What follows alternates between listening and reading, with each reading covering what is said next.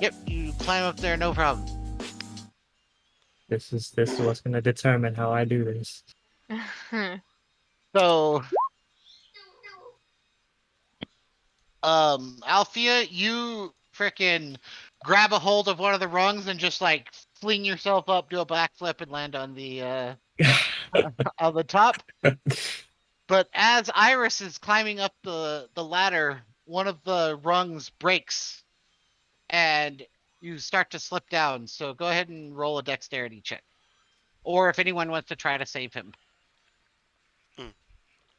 What do we Oh roll to yeah. save? Oh, There he just grabs a hold of the rock and you're able to climb yourself up to the top. So you guys are all I up saved here too. now. Okay.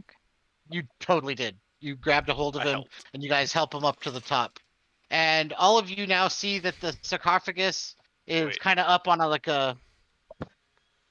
You need what? Oh, there it is. Oh, you're leaving? Okay. Hold on, guys. Let me hug Tina goodbye. Okay. I almost forgot my owl. So while that's going on, Um, Have fun. Okay.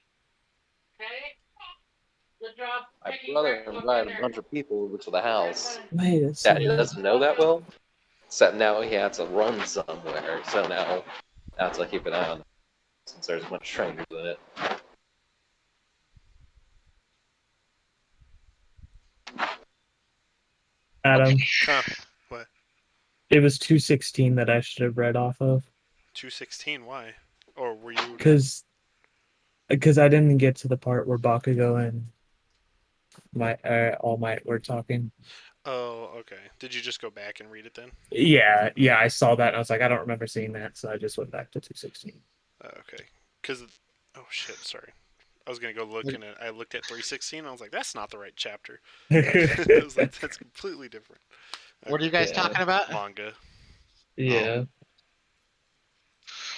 All right, so you guys see the sarcophagus with the lid slid open. There are these statues of knights, four of them with like the old school common statue of a knight holding their hands kind of on the hilt of their sword with the sword piercing like the ground. Yeah. Um the the statues are made out of stone, but the swords are real swords. Do they look like they're nice swords? Yes. So they apparently they look like they've been here for like a real. Actually, roll a. Are you guys gonna go up and investigate them, or are you just I looking from want where to, you're at? yeah. Okay. Okay, So where are they on the? right here, Okay, here, so here. and are they facing out or towards the sarcophagus? They're all facing towards the sarcophagus. Okay, so I want to go up there, but I also want to be mindful of like traps and stuff that are happening. So what do you want me to roll first for that? Yes. So roll a investigation check to look for traps. Okay. Okay, and then so you kind of step up onto the platform and go ahead and roll a perception check. Sure. Oh my god. Well, Um, fuck. so the swords are definitely like they've been here a long time, but they aren't rusted or pitted or anything like that. They look to be in fairly pristine condition. Whereas the statues themselves are kind of like pitted and like worn from long periods of time sitting here. Okay. So do you want to touch them or what's the plan? Um. Whoa. What the heck?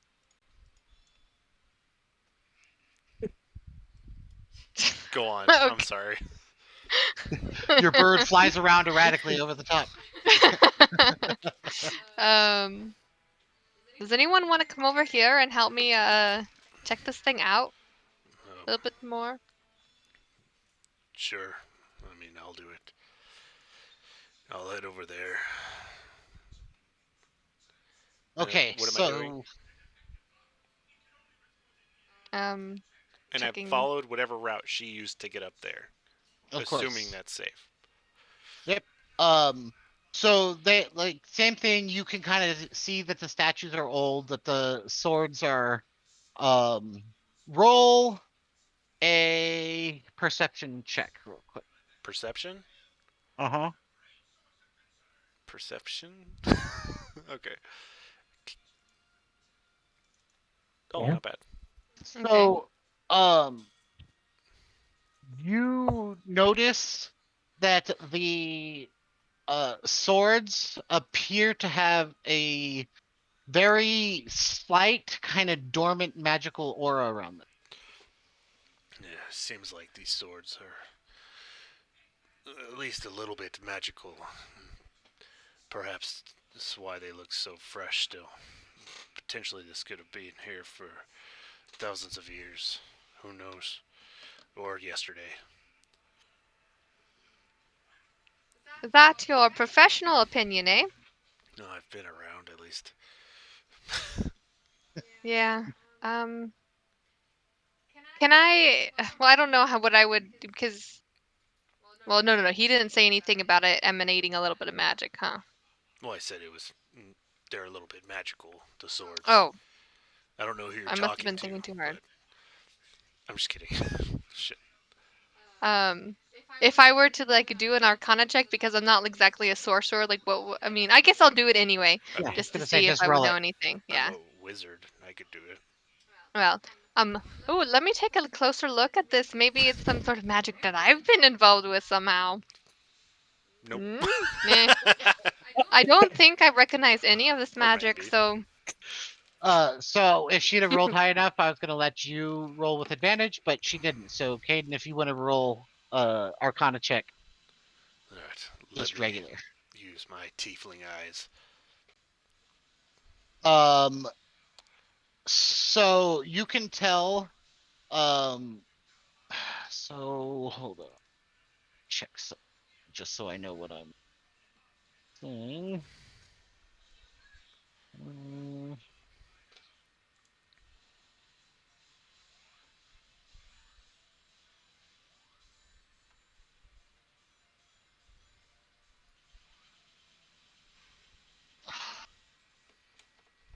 So uh these swords appear to be um a construct. Um and appear to have I forget type of magic is you rolled high enough, I'll just tell you. They appear like they may have an animation spell on them, Ooh. but you're not sure what triggers them to animate. And I feel like this could bring basic drawings to life, become animated. uh, Or people. I'm thinking that maybe we shouldn't be so close to these statues then. I'm stirred. I'm gonna back up a little bit, touch the coffin, see what happens. Of all people to ask that. Let me see. Let me look at my spells real quick. Um, Alright, I do have the identify spell. Okay. I could spend 10 minutes trying to identify either the sword, see if it validates my hunch just from my basic inspection. I don't really sense any magical, or do I sense any magical essence from the actual sarcophagus itself? Yes. Well, maybe I Do you don't want to know look inside the coffin, or you're I'm, right next to it, so you can like look in if you want. if I want to risk it coming to life now that I see animation spells on the swords. It's either the statues come alive or the body itself. I mean, But to help yeah. verify that, I can use a ritual Uh-huh. on the sword. So I'll do So you that. guys want to take 10 minutes to do that? Okay. yeah. Why Um not? hold on, let me Just roll. everyone be really careful and quiet, okay? If we hear anybody coming down, just lie on your bellies real fast. Okay, Do you guys so hear an echo when I talk? not really, no. No. Okay. So as you guys are kind of waiting for him to do this spell. Um, I need um, let's see who. Okay. I need Althea to roll a perception check. Don't let us down. You Uh, got this. No, Yeah. you let us I'm down. I'm just looking around, I'm looking at the You got walls, your looking at the blindfold top on of the extra tight. ceiling. Yeah, just So as you normal guys Althea. are waiting for him to do that, you hear some goblin voices, and then you hear what sounds like uh glass beads being poured into something.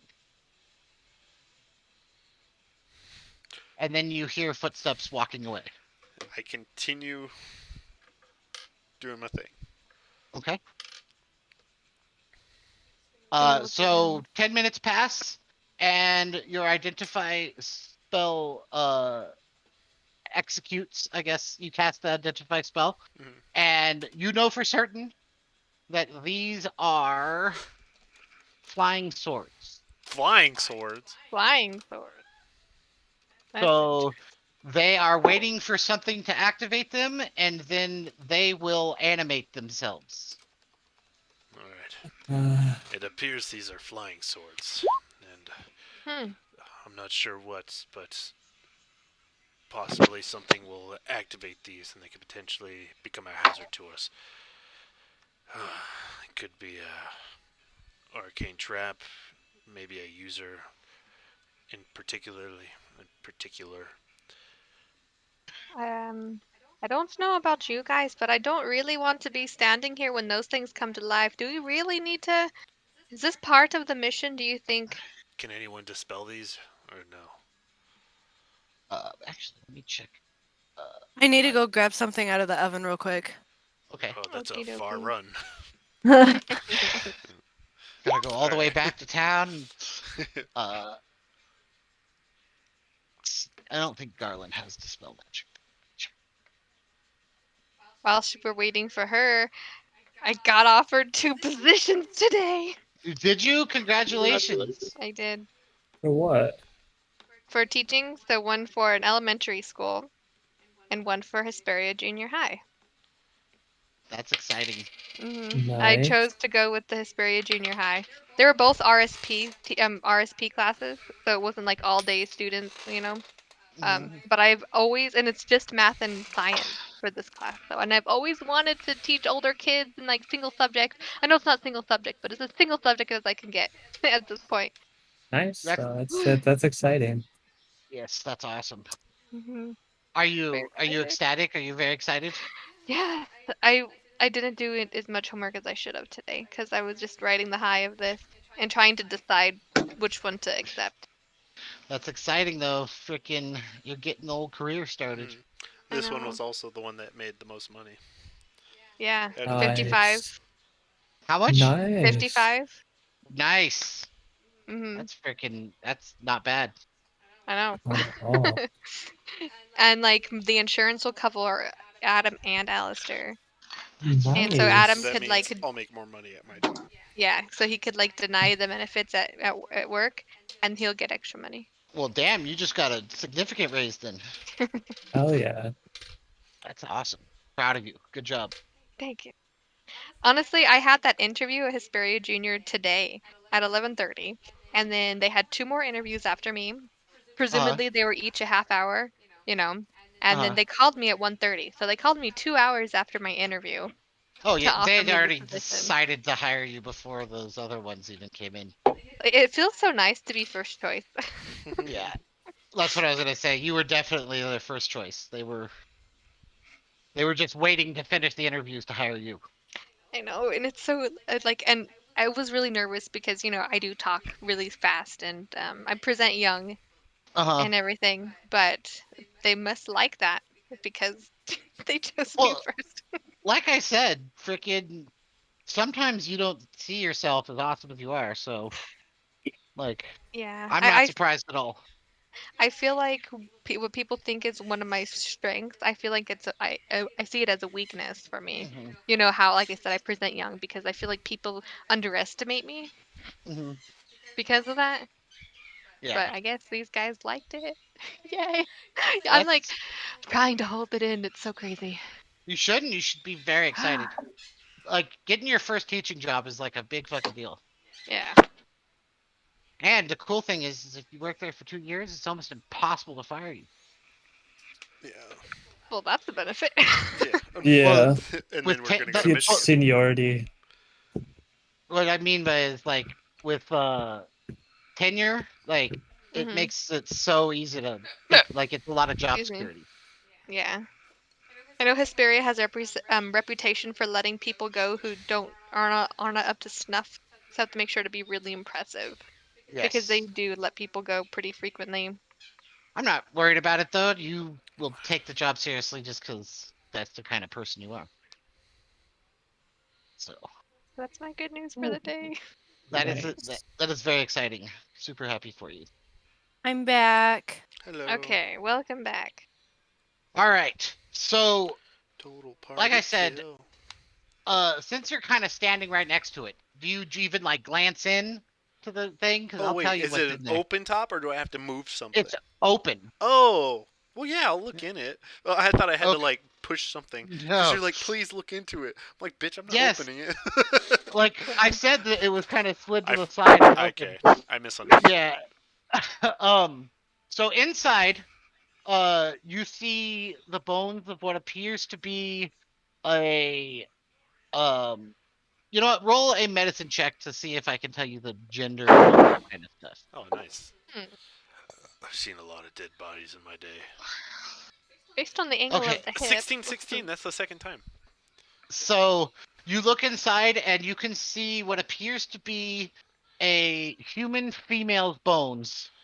And as you're kind of looking in there, you see right where the heart of the body would be, there is a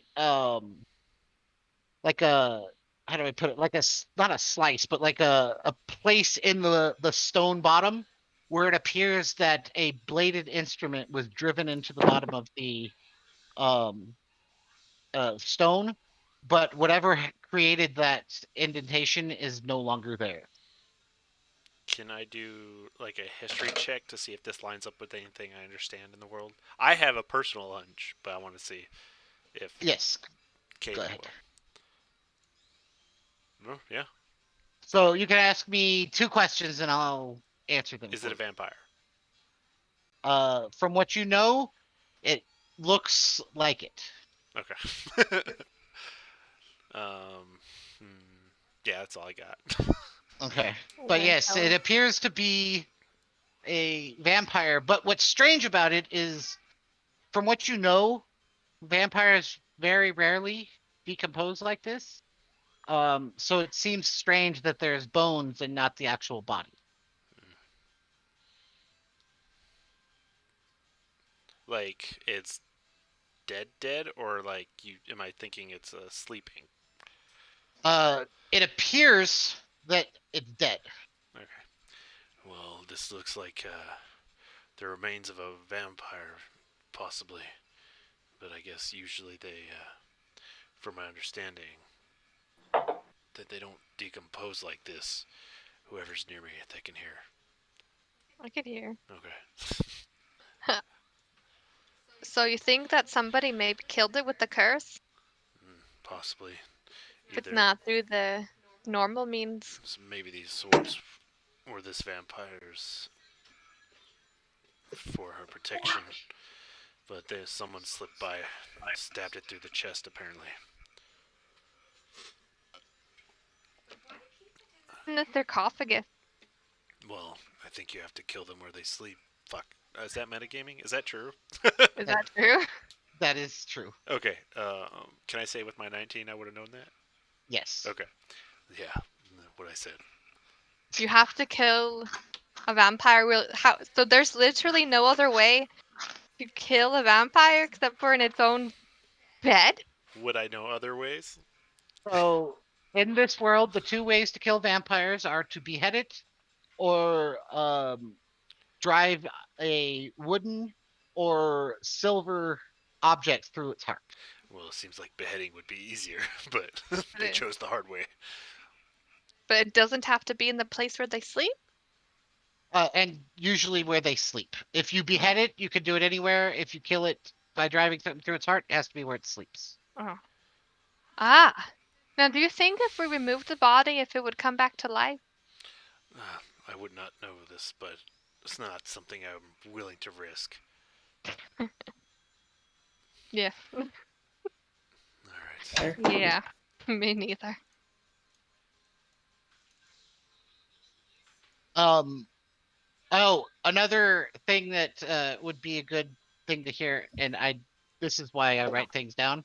But all of these swords are made out of silver. Ah, well, that's useful. Yes. Why are you Do you trying to think that? are you trying to tempt me here? Oh wait, my blade is made of silver. So, Mm. does she have something protruding from her? Was that A silver It looks stake. like. Well, okay? no, it looked like there used to be something there that is no longer there. Oh, I thought you said it was Mm. something silver. Oh, it's The no longer sword. there. These swords are silver, Oh. but So, there's an indentation where her heart would be that is now missing, like in the bottom of the sarcophagus. so, do you think that maybe she'd come back to life though if something were removed from her heart? Because if so, maybe we should stab her again just so we don't have to deal with the vampire in the future. All right. Do you want me? Well, I can't leave my sword here. And anyone else have silver to stab with? Because the only thing else here is a sword. Well, what about all these other swords? Well, that's the thing, is that they might activate if I start, touching them. Hmm. You want to try and take off its head? The skeleton. That's Yes. yes. Anyone got a choppy thing? I got a pokey thing. Hmm. Do I have a choppy thing? Let me think. Nope. I've got the Morning Star. I can crush her head. That's essentially the same thing. I'm not sure about that. Well, I guess we're at a. But swords can chop. Mine's a rapier. Hmm. Here she was. Anyone? Nobody has a sword. No. I No. mean, I have a katana, but I don't really want to use it for that. Don't disrespect the katana. Yeah. Yeah, exactly. Like, it's too good for this. It's just very strange for a group of D&D players to not have a single sword amongst. I have a pokey sword. No, I get it. So what are you So, guys gonna do? should we just leave her how she is then, I mean, and deal with her if she awakens? I'm content with that. Seems dead to me. I don't know. Oh, I've never dealt with a vampire before, so hopefully.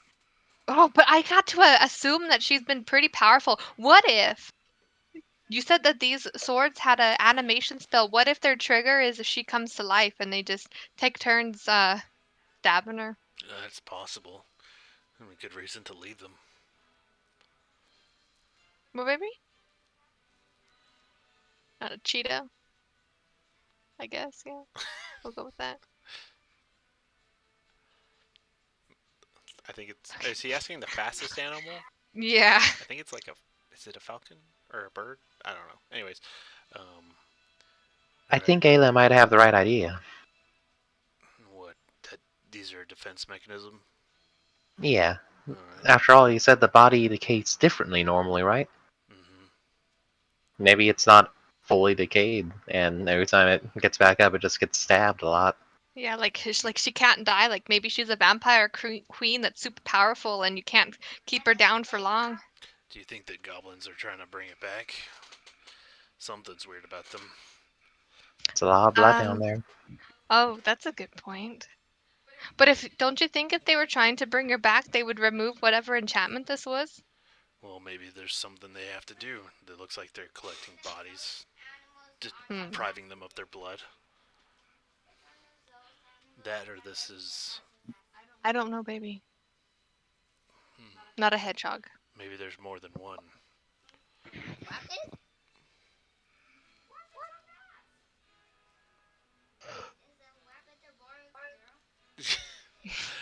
Alistair. Alistair, we're trying to play a game. Rabbits can be boys and girls. Yeah, we can't answer these questions right now. Okay.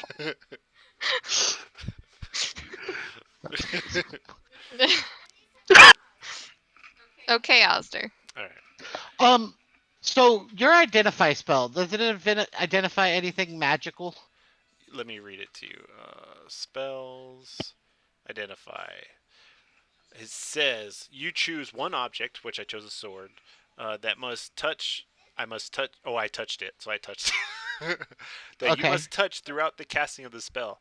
If it is a magic item or some other magical imbued object, you learn its properties, how to use them, whether it requires attunement, how many charges it has, if any, learn whether any spells are affecting the item and what they are.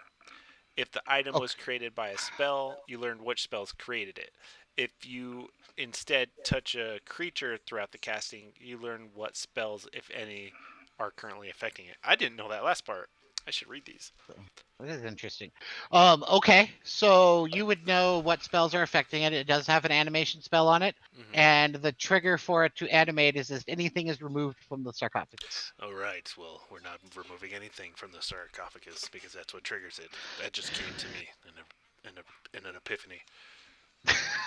Oh, He's if there getting was old, isn't something he? if there was something inside her chest and it's not there anymore, wouldn't have this been triggered already? Yeah, unless it's decayed over time. Why don't we Can you take the tell how strong the swords? spell is? Do spells Uh, fade? yeah, this kind of a spell does not fade. Yeah. I guess you would also know this by that spell. There is something like you don't know what the object is, but if you possess, there's a like a counter to the spell that if you possess a specific object, they will not trigger. Oh, that makes sense. Like a way for somebody who needs to get in there to have access to it. Correct. All right. And it does seem there could be an item of some kind used to bypass the protections of the sword. Hmm. Oh, maybe you're right that they're trying to reanimate her. I don't like this. Yeah, neither do I. Um, is there? Let's just leave her for a while because I don't think she's going to be coming back today, right? Well, I hope not. I don't know. They've been stockpiling blood for a reason, I assume. No! What? Could that be it? Uh, Well, yeah, they could be, I guess. Dot dot dot. More investigation is needed. Definitely. I guess I'm glad I stayed. It was intriguing. I love Ayla. All right. So, are you guys just gonna hang out here? What's the plan? All right. Should we, continue investigating the cave, look for the kids, or does Yes. anyone want to fuck with Miss Vampire over there? No. Definitely no. Yeah, I'm not gonna. Fair enough. So into All the right. caves we go. Now, the only issue is now your rope ladder is broken. We have plenty of rope to get down. Absolutely. So you guys gonna make a rope, tie a rope to the pittance to try to descend the wall? So yeah, I don't have rope myself. Who has the ropes? Rope. And I have pittance. Okay, you do? Let me double check. I definitely have rope. I might not have pittance after Excuse all. me. Well, the rope ladder is tied to two pittons that are driven into the stone at the top of the um the cliff. Hey, look, free pittance. I have pittance. All right, you guys are all able to easily descend down back into the little room full of clay pots, and so everyone is downstairs now. Yep. So what's the plan? Shall we head? Is that a passage on the right There's side? a passage here, and then there's a passage to the west here and here. I vote the west passage. Alright. Okay, I'll go. Sounds like it's a good a passage as any. Who's carrying the light? Is it Chris, I No, think. no. Iris is the light. okay? So turn off, switch your icon, Christopher. Am I able to switch that? And what are do you have dark vision? I do. Okay, then switch to the bleeding eye so we get to see who has dark vision. Okay, I can do that. Yeah, you would click your character and the little circle underneath them. That's where you would do Mhm. it, Chris. Okay. So, are you turning off your light? Um, do should I? I mean, Iris literally is just glowing right now. Yeah. Like that's so. Oops, I Yeah. put it on the wrong person. It doesn't hurt if you leave the light on. I don't believe. Does your spell require focus? Well, she cast it Well, on you. yeah. It doesn't require focus, but it does get in the way of our dark vision. Correct. I could just hang back with whoever else is completely blind, and we'll follow up like before. All right, All right. Sounds good. I'm gonna give my owl the dark vision too. Where's the bleeding So, eye? so it looks like only ones that can't see is Iris and Ayla, correct? Yes. Okay. So the rest of you are going to scout out ahead, and Iris and Ayla are going to hang back. See, Uh, well, I am. Do you yeah. I want mean, to? can we just have like torches on us? You can absolutely have torches on you. The only thing is your light makes it so that the people with dark vision can't use their dark vision. Oh yeah, that's right. Okay, okay. Yeah, then I'll just send a message when you want us to join you. Oh, I have an idea. Hmm. Hang on, let me remember what this thing's name is. I think I wrote it down. Crackles, come here!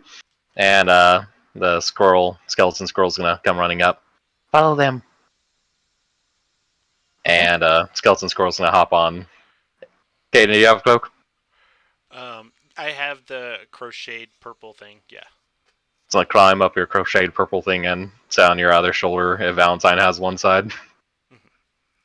No, Valentine's flying around. Yeah. I guess you have a squirrel on your shoulder. I It's a like dead it. one. Oh well. Hey, little bony guy. Ayla, could you keep an eye on the area? I'll just track them with squirrel. Yeah. So you guys And That here's I a. can do. You can take this torch too. I have a torch, so I'm glowing and I have a torch. All right. you holding hands? Well, I mean, because she's blind. Are you looking through the squirrel's eyes? Yeah. Yeah. Just zap me if you need something, Ayla. Okay. I'm gonna be vigilant. And I think she can't hear you.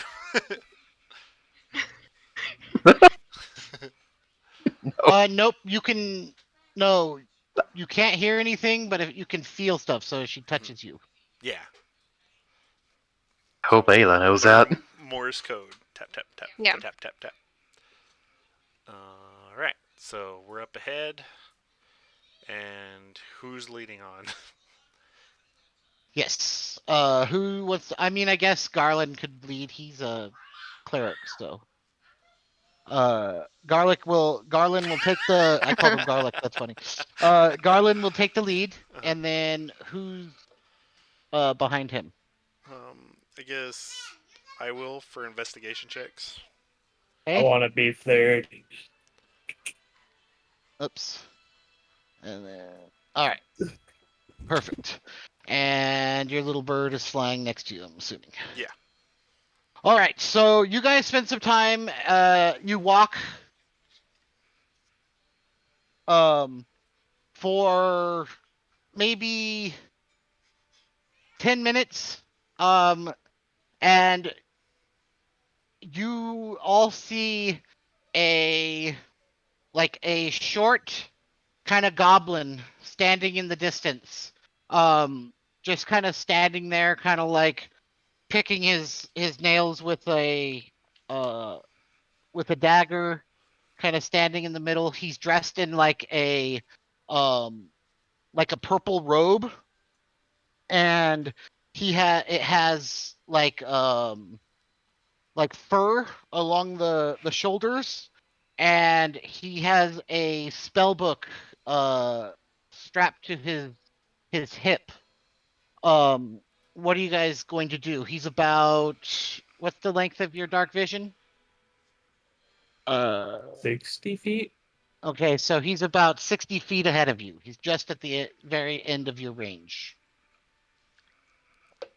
All right. Can anyone do anything about that goblin? I whisper. I don't really have any ranged weapons, so I can't. Are you guys trying to be stealthy, by the way? Yeah, I assume. I would forgot about assume that. so. But everyone give me a stealth check. Okay, that's not terrible. Where's my stealth? Oh, I am stealthy. I'm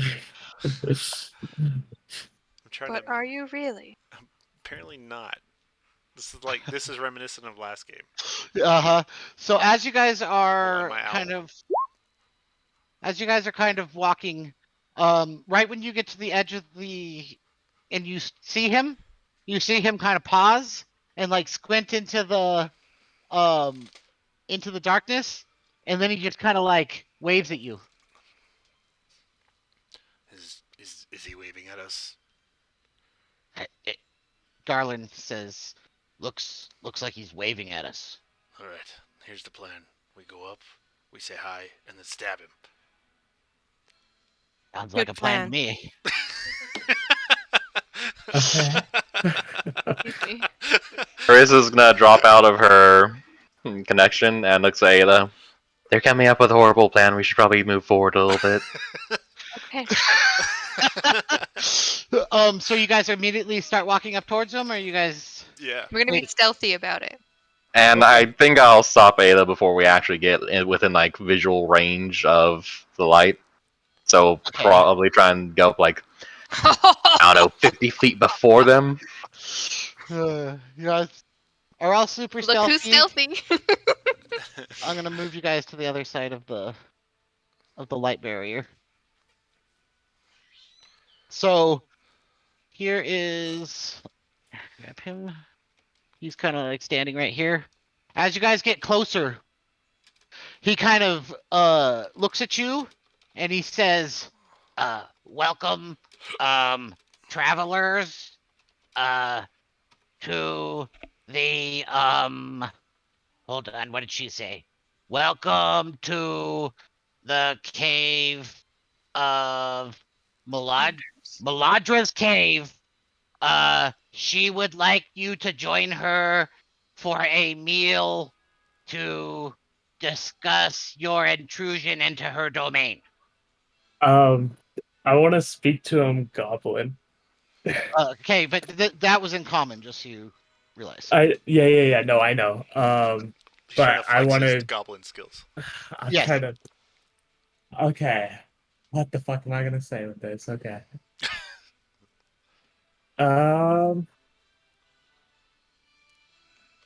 Bazabika Baba, Bazabaka, Hargadurgalaga. And basically what I said to him is I can translate in common for him, so he doesn't have to speak common. And he says,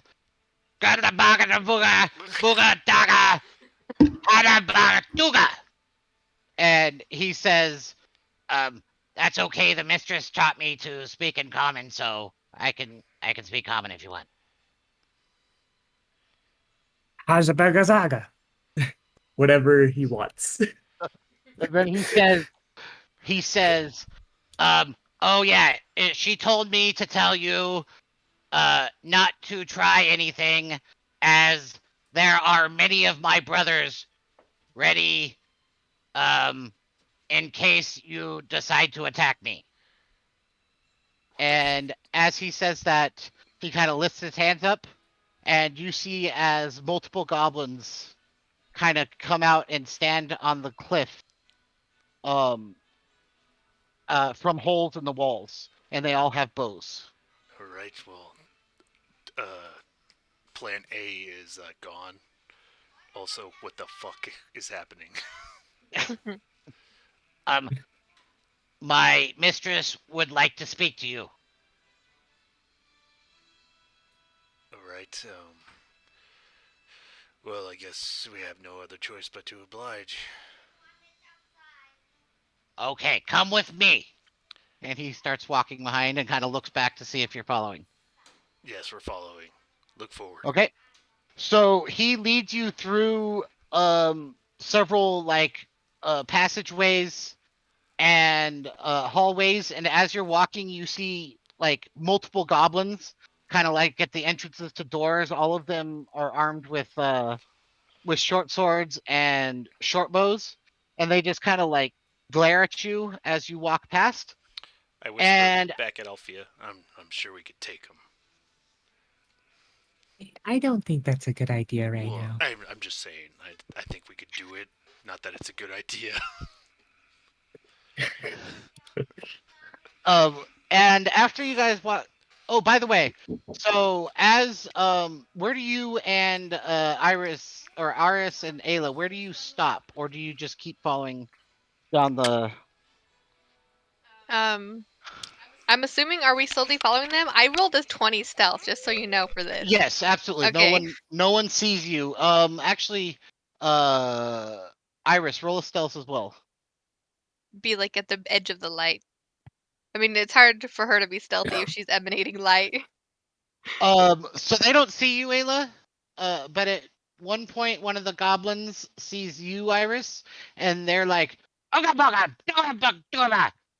And the other one's like, this one stops and turns around and says, um, "Tell your friends that they should probably catch up if they don't want to get peppered with arrows." Did he say friends or friend? I thought they didn't Friend see me. singular. Friend singular. What?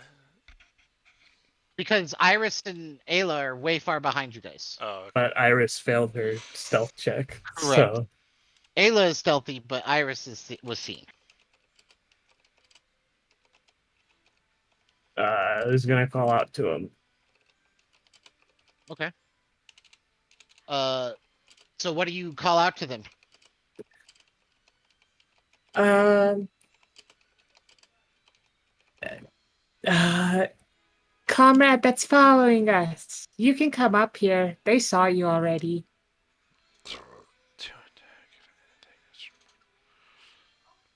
Yep. Are you gonna walk? So the kind of like shamanistic goblin kind of stops and says, "Yeah, let's wait for your friend. She wants to see all of you at the same time."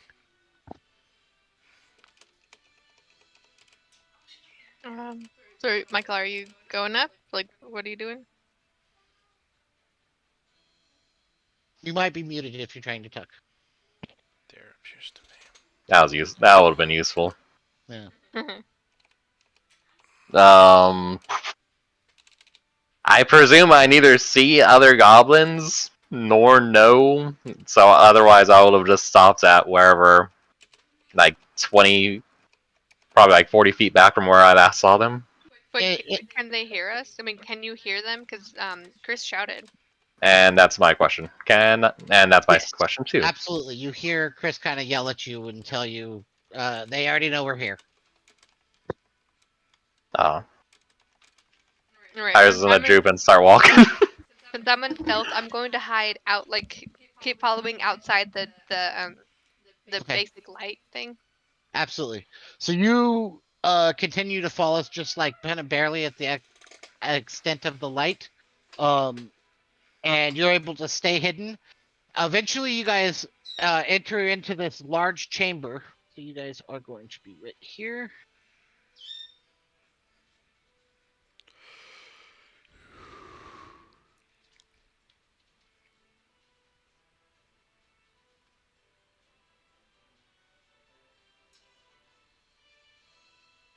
And then, like right here. And this guy is leading you to here.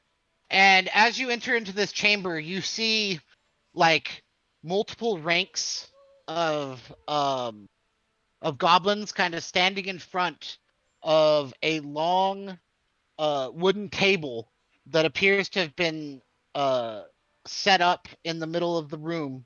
Behind the table, there are like several tiers of um rock that kind of move up to up here where there is an altar.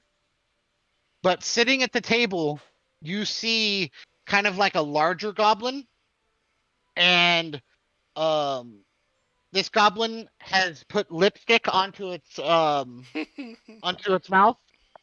and it appears to have like marks on its cheeks, and it's clearly wearing like a blonde wig, and it's wearing like a fine kind of like silk dress, and it's a male goblin, but it has lipstick on the dress, the hair, and everything, and it's sitting in a chair with its feet up on the table, and it says, as you guys enter the room, it says, "Oh, oh, my dears, Yes. so happy to see you. Ah, come, join me at the table." All right. Well, I will sit down at the table. Okay, and Garland kind of walks up and sits at the table as well. Is everyone else gonna walk up and sit down at the table? Yeah. Yeah. Okay, so all of you guys kind of move up, sit at the table. The goblins kind of like split to let you guys pass through and sit at the table. And after everyone kind of takes a seat, she's like, "Oh, yeah, it's been so long since I've seen another non-goblin. Huh, aren't you guys a sight for sore eyes? Um, well, I thought I would bring you here since you guys have been very loud while traveling through my abode, if you will. And as you guys get closer, you notice that this goblin has the hilt of a dagger sticking out of its chest. Um Can and you the repeat that? dagger, Sorry, Alistair was talking. yes, so this goblin has the hilt of like a silver dagger sticking out of its chest. The hilt is made out of silver. It's engraved with like kind of like gothic style um like engravings, and it's got a large ruby um as the hilt. And wait, At, where is that sticking out of? out of the goblin's chest. It's a dead goblin? Nope, the goblin is very much alive. Hmm.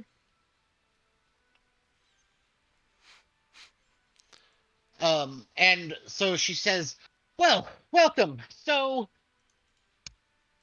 it's been a while since I've seen some outsiders." And she leans over to one of the goblins. She says, "Greb, would you be a dear and go get our guests a little bit of wine for my private stock?"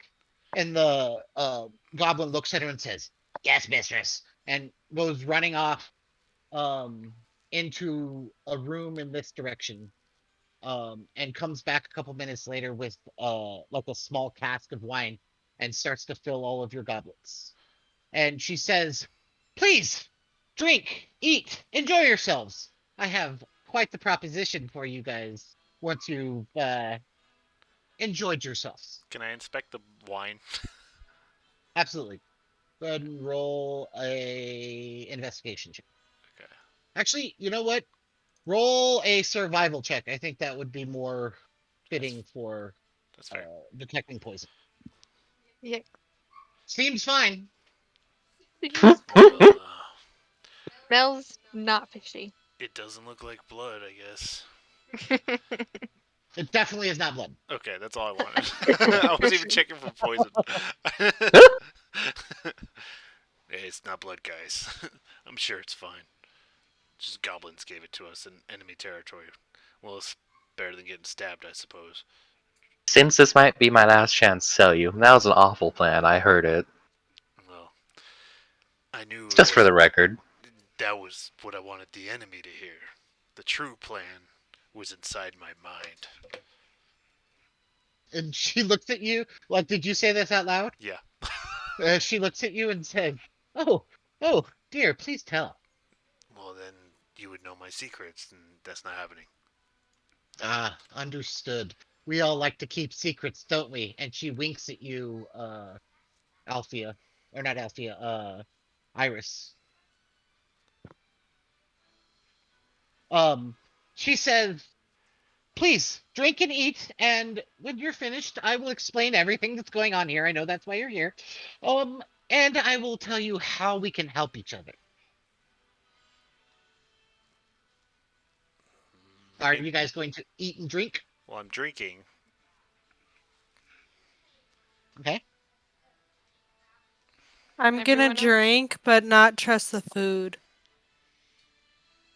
Okay. And she's clearly like watching you guys. Uh, I'm not particularly hungry. I'm gonna Thank you, though. dismiss Valentine. okay. All right. Valentine poofs out of existence. Yeah. I can, if I dismiss her rather than her getting hurt, I can reappear her. Yes. Okay. But so I was like, this is precarious. I'm gonna keep her alive. And you can see as you guys are eating, these goblins kind of take up position around her.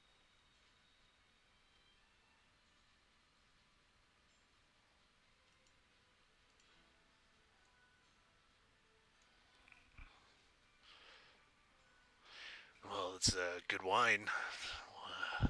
Come here often. You live here?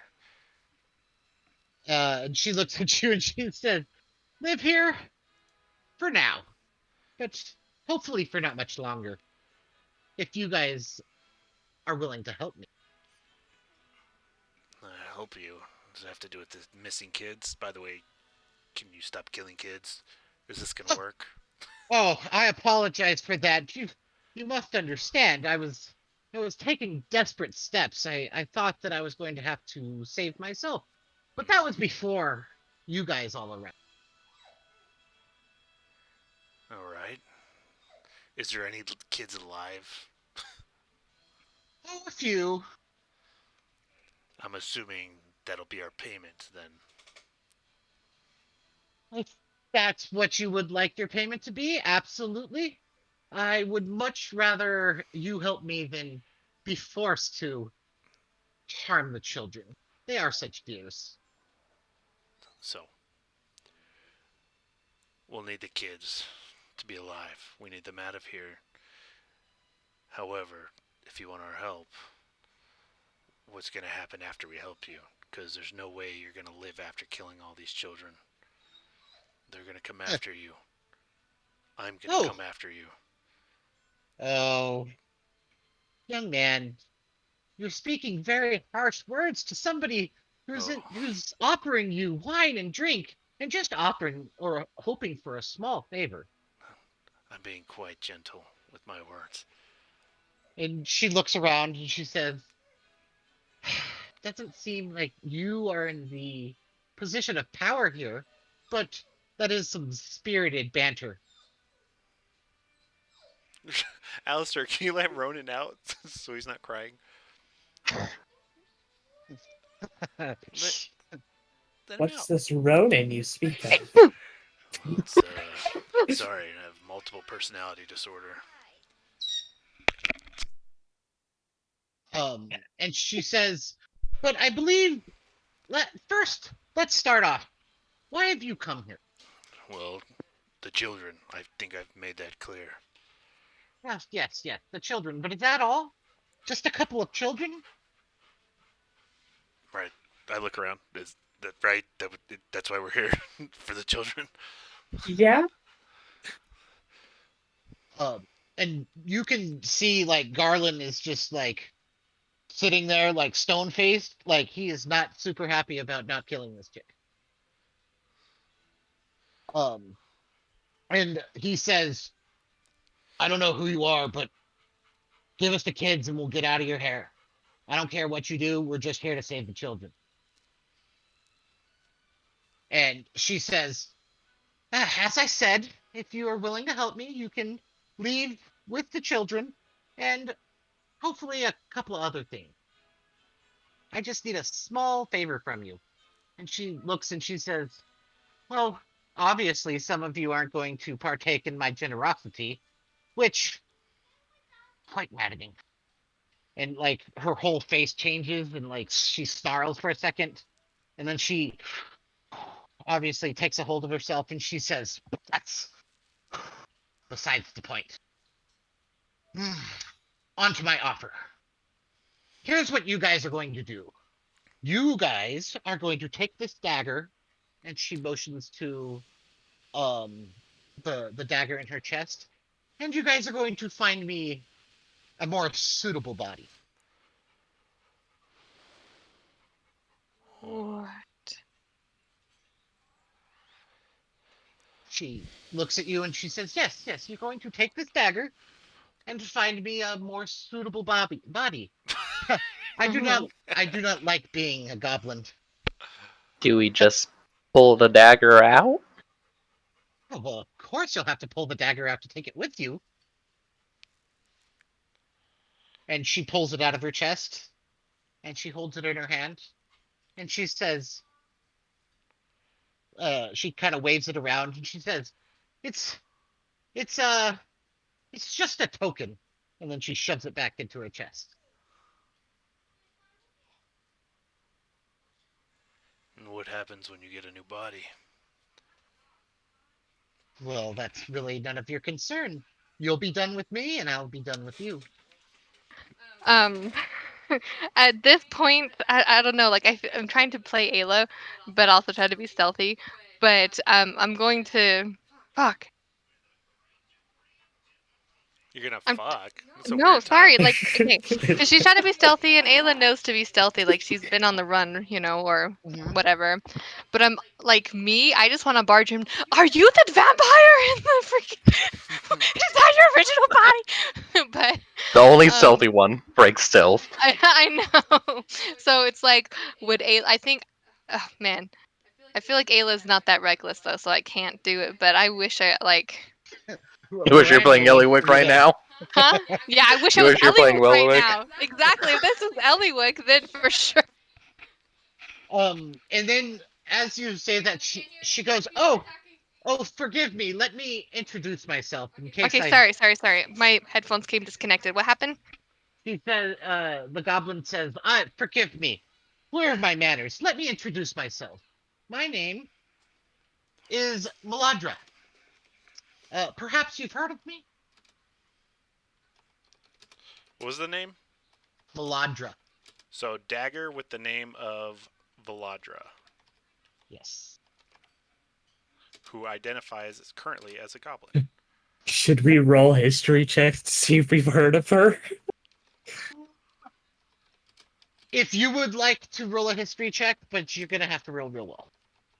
So go ahead and roll. Nope, you have Hell never heard of this woman. yeah. Wow. As a I matter got of that fact, one out of the way. like you remember multiple names, and like as you're trying to remember, they just disappear from your head. You're like, "Well, I don't even know my sister's name." I don't have a sister. Wait. I'm just making it up. And she says, "Perhaps you've heard of me," and then everyone just kind of stares at her blankly.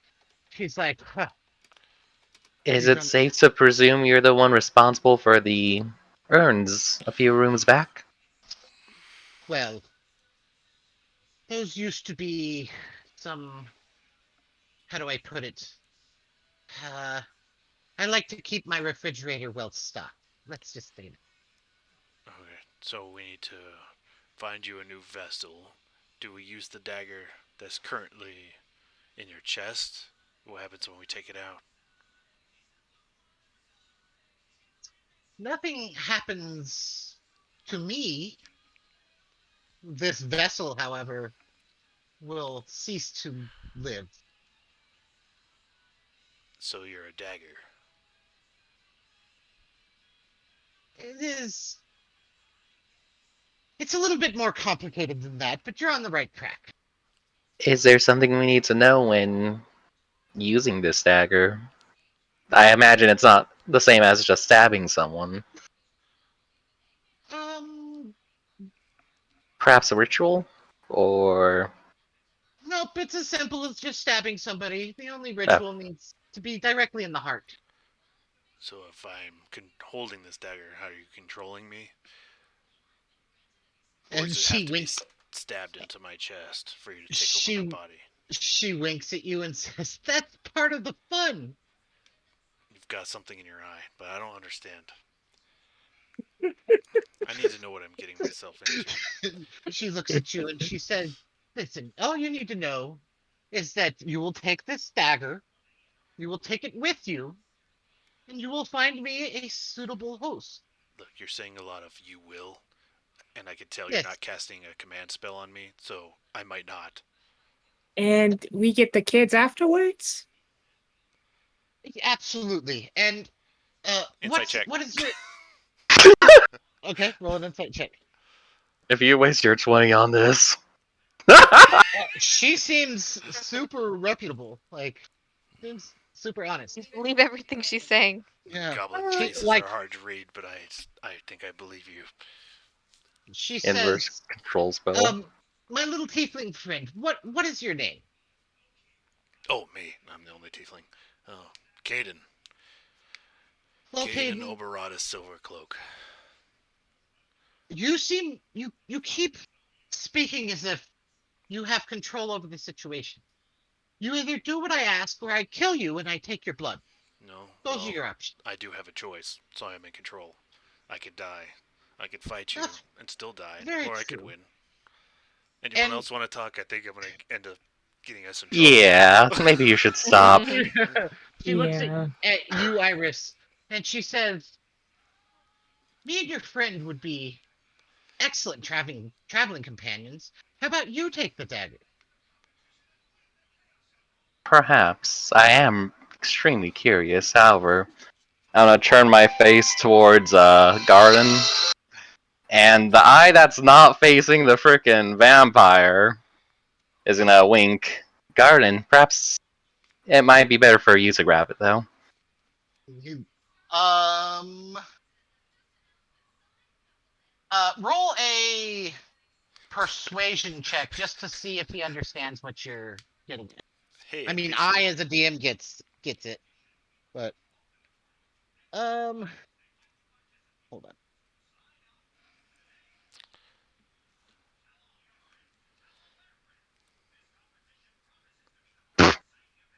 I don't know if that's a Uh, good thing or a bad thing. so he looks at you, and he looks back at her, and he looks back at you. And he's like, Looks at me, "I'm not and I touching that look at thing. her, That and he is looks at me. the epitome of evil. How dare you even suggest that I touch something so evil?" And Maybe he you looks just need to back be at her, close. and he says, "Just so you know, the first chance I get, I'm going to destroy you." And she kind of laughs and says, oh, clerics. Ah, they're always so fun. Don't you agree? What was your name, little one?" And she looks back at you, Iris. It's Iris. Iris. That's a beautiful name. Ah, What's this maybe you thing's name might. again? Uh, her name is Maladra. Okay. And she says, "Perhaps you need to calm your little dwarven friend down. I don't want to have to kill all of you because of his insubordination." It'll be And alright, Garden. We'll go ahead. see this through. We'll see this through. She looks over and she says, "Grub, again, you've been an excellent servant, but could you be a dear again? And maybe bring a couple of the children out. Make sure you tell Grub to bring them with him." Bring them what? And with him. Oh. And as he goes off running, A couple of minutes later, you hear um like kind of like stomping and like the sound of like creaking metal, and you see the biggest hobgoblin you've ever seen in your life come around the corner, and he's carrying two kind of cages with children kind of like curled up in little balls, and he begins to walk them over towards Meladra. How do you grow them so large? She looks at you and she says, I know, right? I've never seen one so large. In my hundreds of years of life, he's the biggest one ever. Niece, she called over, Grub, Grub, come over this way, darling.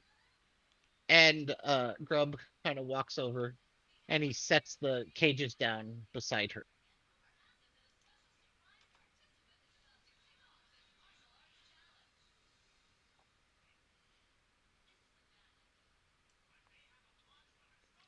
And begins to walk over here, and he stands behind her and he says, Yes, mister. And he sets the cages down and kind of stands behind her. And he says, Here is my bargaining chips. If you guys want to continue to argue, I can just kill them now. And she takes the dagger out and kind of like runs it along um the bars of the cage, and she says, Wake up, little girl, wake up. And the girl like kind of like starts crying, and she looks in and she says, Quit your sniveling, and shows her the dagger and says, Remember what happened to your brother.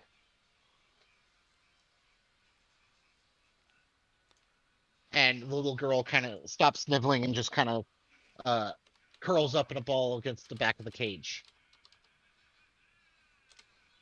So, what do you think? Do we have a deal?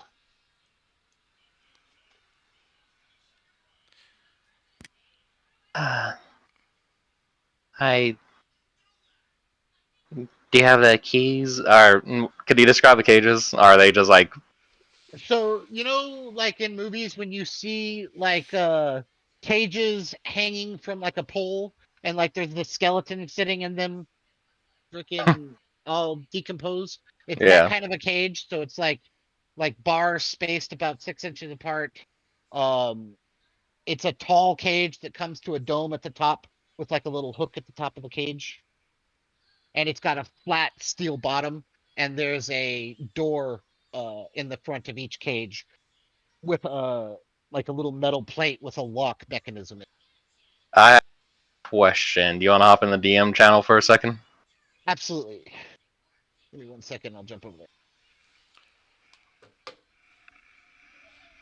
Hi, baby. there.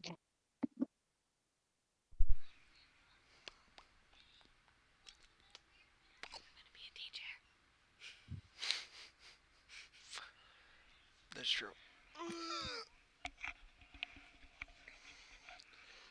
How's it going? Tattoo feeling. Tattoo. I Who got a tattoo? Heather. Oh, Sorry, my microphone was on mute. Oh. Where did Josh go this time? to the other chat. Oh, okay. He's talking to. Mm. Okay. Is your tattoo doing all right? Kind of burning. Yeah, it's a little sore right now. Where'd you I'm get it? like super tired from it, but Okay. so that's why I'm like not really like talking like even more so tonight. Makes sense. Pain exhausts you. hmm What'd you get? A butterfly with some crystals. I'll send it in the chat. Oh, nice. Okay, we're back. Hello, sir. Out of curiosity, what happens to that body? Like, I presume it just dies at some point afterwards? Well, once I am no longer near it, it will cease living. And as Well, if no one's going to give me a specific reason not to, I'd like to. I'll take the dagger. Oh, will you? Haha. Oh, that's very exciting. But first, one other thing. Um, uh, Grub, be a dear and uh, go get the vessel. Yes, mistress. And he goes walking off, and he comes walking back a couple minutes later, Good lord. and he's carrying um like a it's almost like a it's not a mummy, but like a so like what a body looks like when it's been mummified and you take all of the fucking wraps off of it, and so it's just like a super well preserved corpse. Mhm. He comes carrying a very well preserved corpse. And he says and she says, just real quick, before we leave, however, I need you guys to do me a favor and just toss this into that pool of beads that you guys saw before you guys came here. Wait, the corpse. Yes, the corpse he's carrying. He'll go with us, and you just toss it in there and just say a couple of words. I'll tell you when we get there. Why haven't you done that already? It didn't have the proper materials, if you will. Do you take the dagger first, or do you drop the body first? Oh, I'll go. I'll bring this vessel with you. You'll throw the body in there. You'll say a couple of words. I'll follow you to the entrance, and then you can remove the dagger from this vessel. Unfortunately, once the dagger leaves this individual, the goblins will no longer be quite so friendly. So you have control over them right now. Of course. Do you want to have the? I look over towards the hobgoblin. The tall one go set up the body, and maybe we could talk a little bit longer. And I'm gonna have a sip of the wine. And she says, ah, expediency. I like that. Of course. Grub, will you go prepare the vessel? Yes, mistress. And he goes walking this way. Why haven't you used the kids? Unfortunately, the kids don't possess what I need. And that is. Um, how does she put it? Let's put it this way. They don't have any talent in that department. However, you and a few of your companions are perfect for what I need done. And that's totally not suspicious at all. Of course it's suspicious. Well, you can't. Again, that's part of the fun. We all like mysteries, don't we? Once we do this, these goblins will be completely free from you, and we could, and all the killing here will stop, won't it? Ugh. I don't know what these goblins do on their free time, but I assume so. They don't seem very intelligent.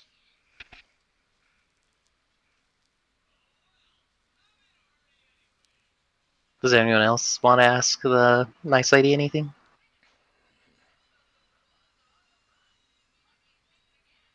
No, I'm good. Okay, so we have a deal? I'll look over towards Garden. Does he seem like he's gonna go along with this? Uh Make an insight check.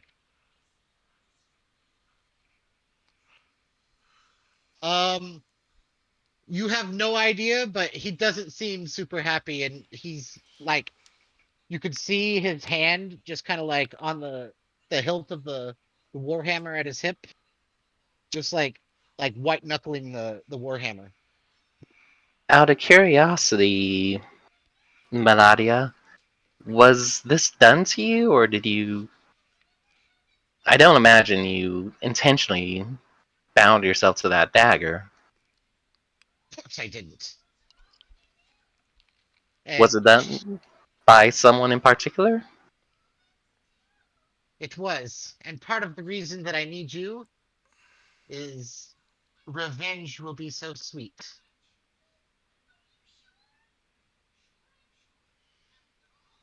Does this person have a name? Is it Alar? Because I could get behind that. Um, she looks at you and she says, "Not Alar, but I do know him well." Ooh, sus.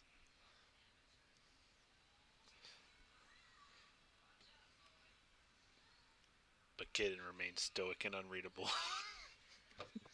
Um, she says, "However, you may be able to find the perfect vessel back at that tower that you are currently calling home."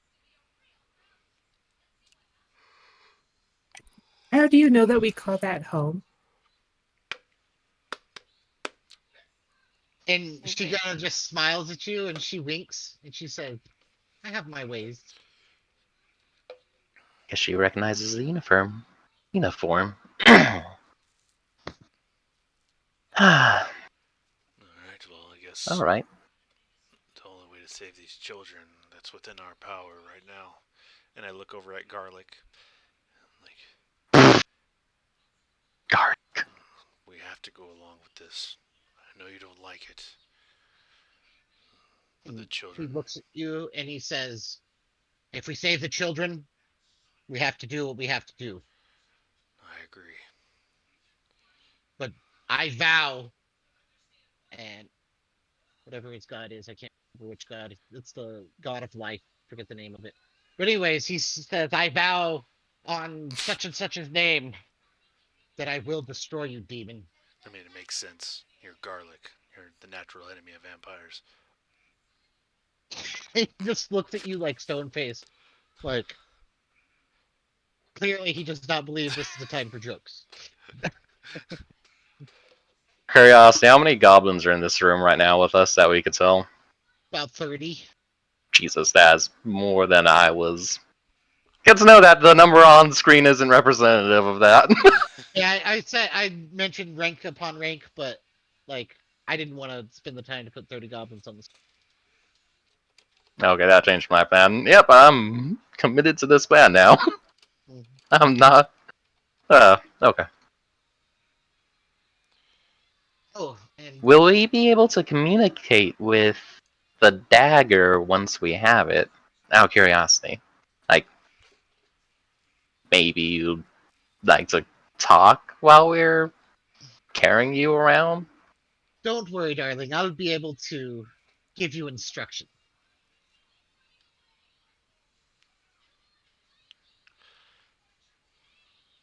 and I'll let you know when you have located the vessel Look, or the perfect host.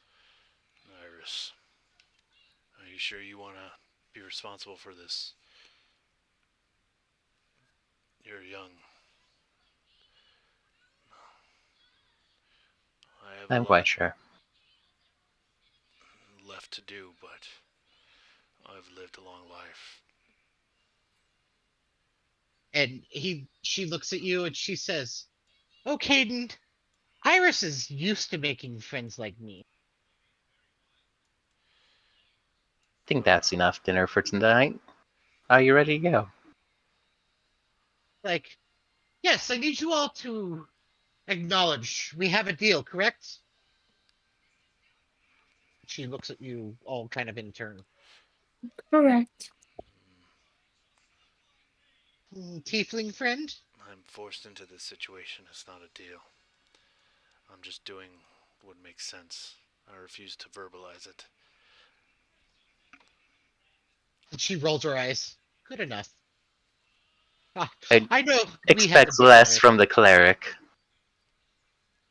And Garland looks at her and he says, "As I said, I'll do what needs to be done." And then she looks at you, Arius, and she says, "How about you, little girl?"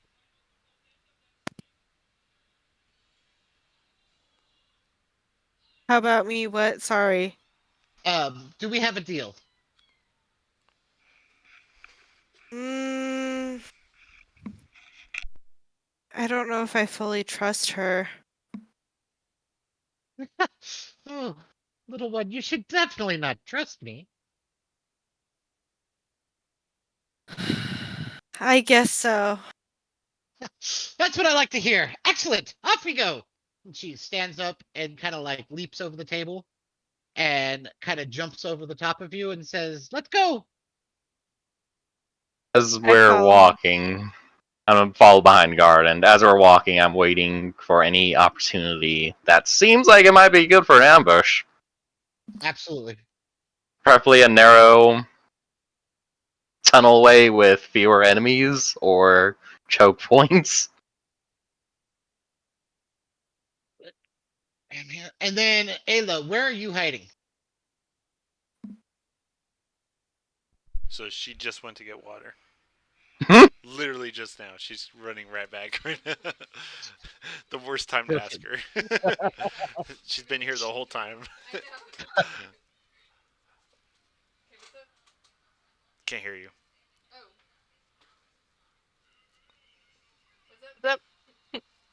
I said, "Where are you hiding?"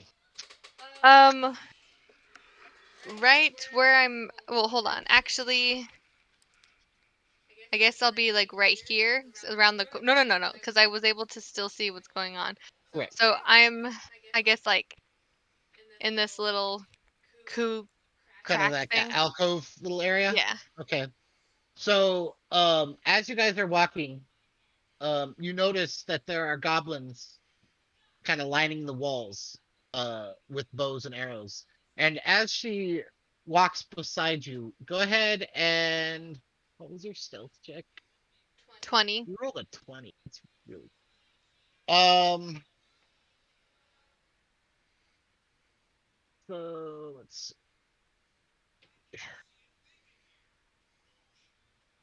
stop it. Um. So when she gets about right here, Right um, where? right here, I don't see anything. Okay, okay, now I see. once she gets about right there, she stops and she says, "How?" And she looks right at you and she says, "Oh, how does she word this? This is Um, the goblin mistress, right? yes." When she gets within 10 feet of you, she looks at you and she says, "Oh, I almost forgot you, daughter of the Fae." And she says, "Clever hiding spot. Would you like to come out here and say hello?"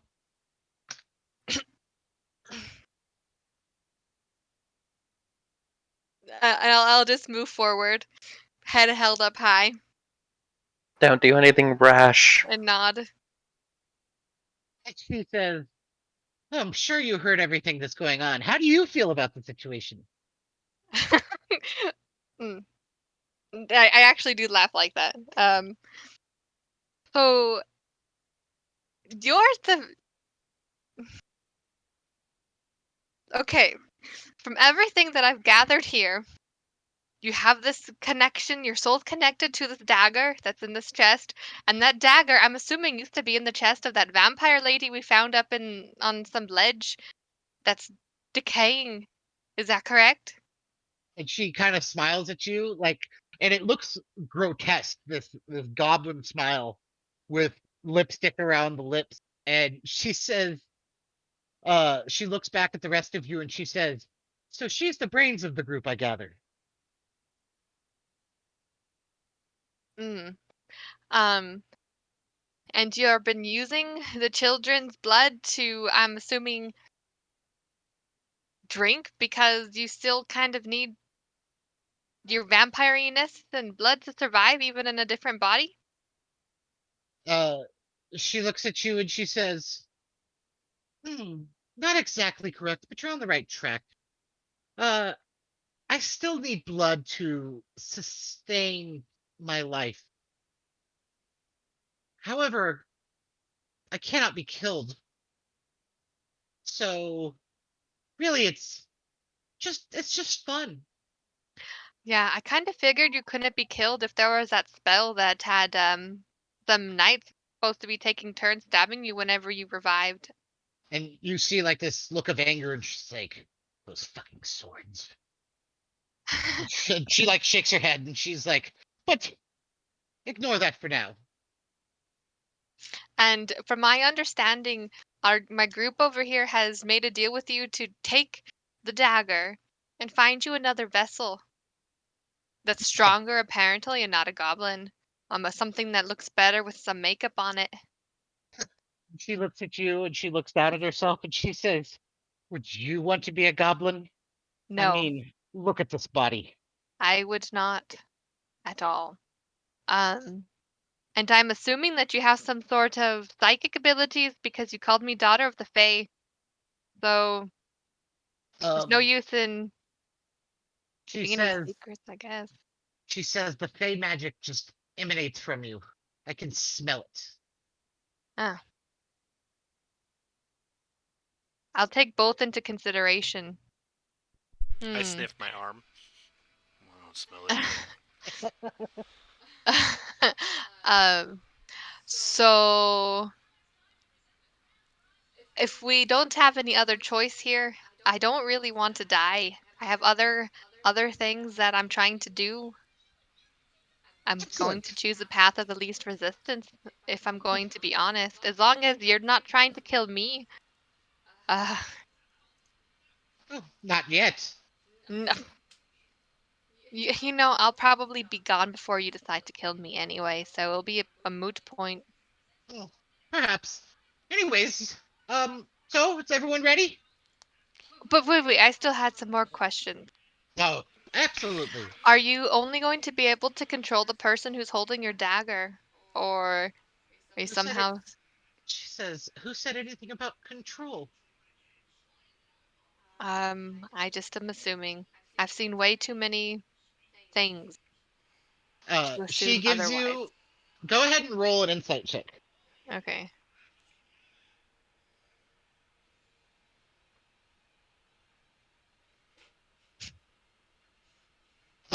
When she says, "Who said anything about control?" Like she gets this kind of like evil smile on her face, and kind of winks at you. Yeah, so well, this is going to be interesting and we might be responsible for the fall of this tower. I don't know what I can do here. You don't So, like that tower much more than we do. no, but there was information in that tower that I needed. I get Well, angry, because we're obviously. helping her, maybe she might let us get that information. She still wants to kill us. She's only using us for right now, so we've got to not expect her not to try otherwise. Well, As you're for saying, now. as you guys are talking, she steps up close to you, and she kind of puts her arm around you and leans in close to your ear, and she says, "Just know, I'm very old and very powerful. Me and you Hey, should be friends." sounds like I'm me. I'm very much I'm very old too, if you believe it or not, but Uh, in this place I am not as powerful, so she I'm looks at going to you choose when you say that, and she says, "But your skin, it's so smooth." yeah. And I say it in a way that looks like, I my eyes glaze over with the past across it, you know. Um I didn't choose this for myself obviously, but there's no use in trying to prolong this because I imagine if we tried to stop you right now, we'd all turn into dinner. So, yeah. She says, "Hmm, reasonable deduction." Yeah. And then again, she leans over. None of you guys can hear this. She whispers it just to Ayla, and she says, "Remember how I told you I could smell fey magic? Mm, That may be useful to you in the future." that you can spell. Ayla's face gets like her eyes widen, gets super eager. What do you know? What aren't you telling me? And she steps away and says, and takes a step away and says, "So, are we ready?" Yes. Let us be done with this darkness. And she gives you a big smile, Ayla, and she says, "Don't want to ruin the surprise," and starts walking away. Are you guys all gonna follow her? Yeah, I guess so. Yeah. All right, so she kind of leads you. There's goblins kind of up on the walls, kind of looking down at you guys with arrows, kind of protecting her. And she leads you guys to the pit over here, where the um where uh Arius almost fell in. Okay. Okay. What's the purpose of this? And Out of she curiosity. I don't know. Just she curious. steps over next to you and puts her arm around you, and she says, "Oh, this is gonna be fun. Just you wait." And she kind of like rubs her hands together, all excited. Um, are you guys gonna just leave the kids back there in the cages? Because she didn't help let them out. Um, I thought the the gargantuan. garlic dude would have be like, "We're That's getting rid very of." true. I didn't think about that, but yes, Garland immediately just kind of like walks around the table and let me tell you what he Well, does. I thought the what's it called? What are they called? Hobgoblin was gonna take it. Nope, he took the body of that desiccated corpse over there, the not the Okay. cages. But Hmm. Garland goes over there.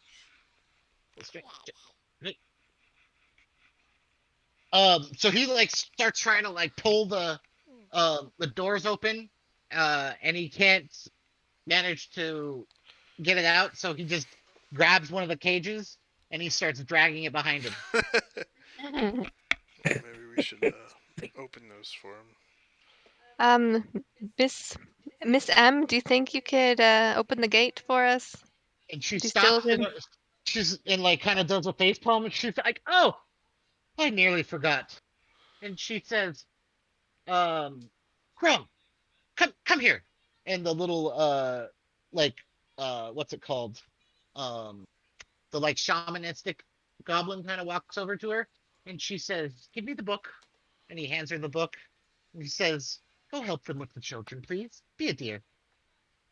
And he goes, "Yes, mistress."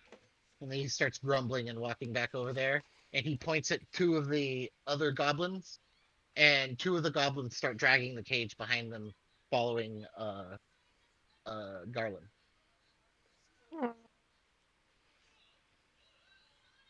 And Okay. you guys all get over there, and she when you guys are all standing next to the pit, she pulls the key out of her pocket and she says, "Here's the key to the cage. What are you gonna do for it?" I thought this was part of the deal of us helping you, Of letting the course it is. kids go But free and safe. I didn't tell you I'd give you the key for that. I'd just say you could take the children. All right, I try to pick the lock. And she just kind of folds her arms and watches you. Go ahead and roll um a uh thieves tools check. Oh yeah, you no problem. Just click one of the locks and the door just flies open and the little girl starts crying and rushes up and like puts her arms around you and she says, "Oh my god, thank you for saving me." All right, no problem. Let's get you out of here safely. And you see Meladra kind of pout, which is just a seriously grotesque look on her face as she sticks her little lower lip out and she says, "Well, that's no fun." And she just Trust me, tosses the key. I've dealt with stronger women than you. I promise. Your games are lesser. She looks at you and just kind of laughs and she says, Oh, you're a doll. You're just adorable, aren't you? I knew And one she of comes those over too. and she walks over and pinches your cheek and kind of taps you on the, like, kind of slaps you on the face. And she Yep. says, just you wait. You'll see your Abigail errors still soon alive? enough. Yes. Oh, okay. Well, as I far as mean, you I guys, wouldn't know, obviously. I'm just curious. yeah, as far as you guys know, yes, she's still, That's one of my missions. yes. Um, okay, and then there's still a child in the cage, and Garland is going to try to rip the door off again. And He unlocked it. there's two There's two cages. cages. Oh, that's right. She did throw me the keys. Well, she Yeah, just she threw the did. key away. Oh, away? Yeah. Like where? I'll just go Uh. pick it up. Yeah. I'll just Okay. Roll an casually jaunt through. investigation. Roll an investigation check to see if you can find it. That's fair enough. Aw, too bad. How many of us are able to roll for the And investigation check? if one of you who you can, since you said it, you can help, and if you roll higher than a 12, he can take the 25. Hey, he There you rolled go. a 12. That's fine. You Okay. like you find the key kind of like underneath like a the edge of a rock, and you take it over there and unlock the gate and able to take her out. And she says, "You know what, Kate? Because me and you have such an excellent relationship, I'm gonna let you do this." And she hands you the book that she took from that goblin, and it's open to a specific page, and there's a spell written on the page, and she says, "Rub, throw it in there." And he tosses the desiccated corpse into the pit of glass beads. And she says, "Just there. Go ahead and read that out loud." All right. Is it in English or do I just do random It is gibberish? you speak infernal, right? Yeah. Yeah, it's in infernal. Something like that. And yes, that's fucking perfect. And as you are reading this spell, all of you see is this red light starts to form in the middle of the pit, and you see as these glass beads start to like coalesce and spin in circles, and you see as this red light starts to glow and get brighter and brighter as these beads start to burst, and you see little puffs of blood as they burst into the air. And after a couple of moments, the desiccated corpse rises up into the air, and you see these bees start to swirl around it. Faster and faster, they swirl around this body, and they start to shoot inside of the corpse. And as they do, the flesh um starts to change Can I color try to take and the dagger from her chest while this is happening? um absolutely, but you will lose concentration on casting the spell. Oh, never mind. Fuck. Because I can't do both. All right. Is there a lot of things around right now? Goblins, you Yeah. mean? Yeah. There's not as like the ones standing on the cliffs are kind of behind you, but no, there's significantly less goblins around right now. Oh dear God. So as you guys are talking, this is still happening. If you want something to happen, you can say it right now. I'm going to try and discreetly cast sleep. Okay. So you cast sleep, and where are you casting sleep? Is there like a cluster of goblins near us, relatively nearby? Like right here and here. I'll cast it back there. Okay. So you cast the spell, and immediately upon casting the spell, she's watching this body kind of like rise up into the air. And as soon as you begin your spell, she turns around and kind of like inhales like with a hiss, and you release the spell, and you see as two of the goblins fall to the ground, and she walks over to you, and she fucking backhands you across the face. Oof. Um, and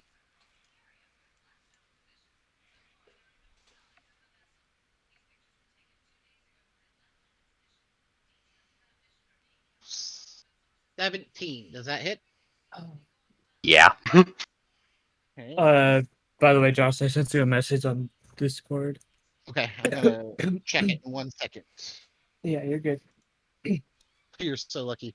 So you take 2 points of bludgeoning damage, and like she backhands you across the face and says, "Did I give you permission to do that?" No. The spell. That could be like my going away thing. Absolutely. Okay, cool. Cool. So, what do you do anything when she says that? Arista just said no and looks down. And she pats your cheek and she says, "I'll forgive you this time." And she kind of like reaches up and gives you a kiss on the cheek and she says, "It's okay. You're forgiven." And she steps back and she says, "Finish the spell." And as she says that, you're getting towards the end of the spell, and all of these glass beads burst into a shower of blood, and they all shoot into the body. And you see as the flesh returns to normal, kind of like a pink pigment, and you see as it forms into a like 6'4", like how do I describe this?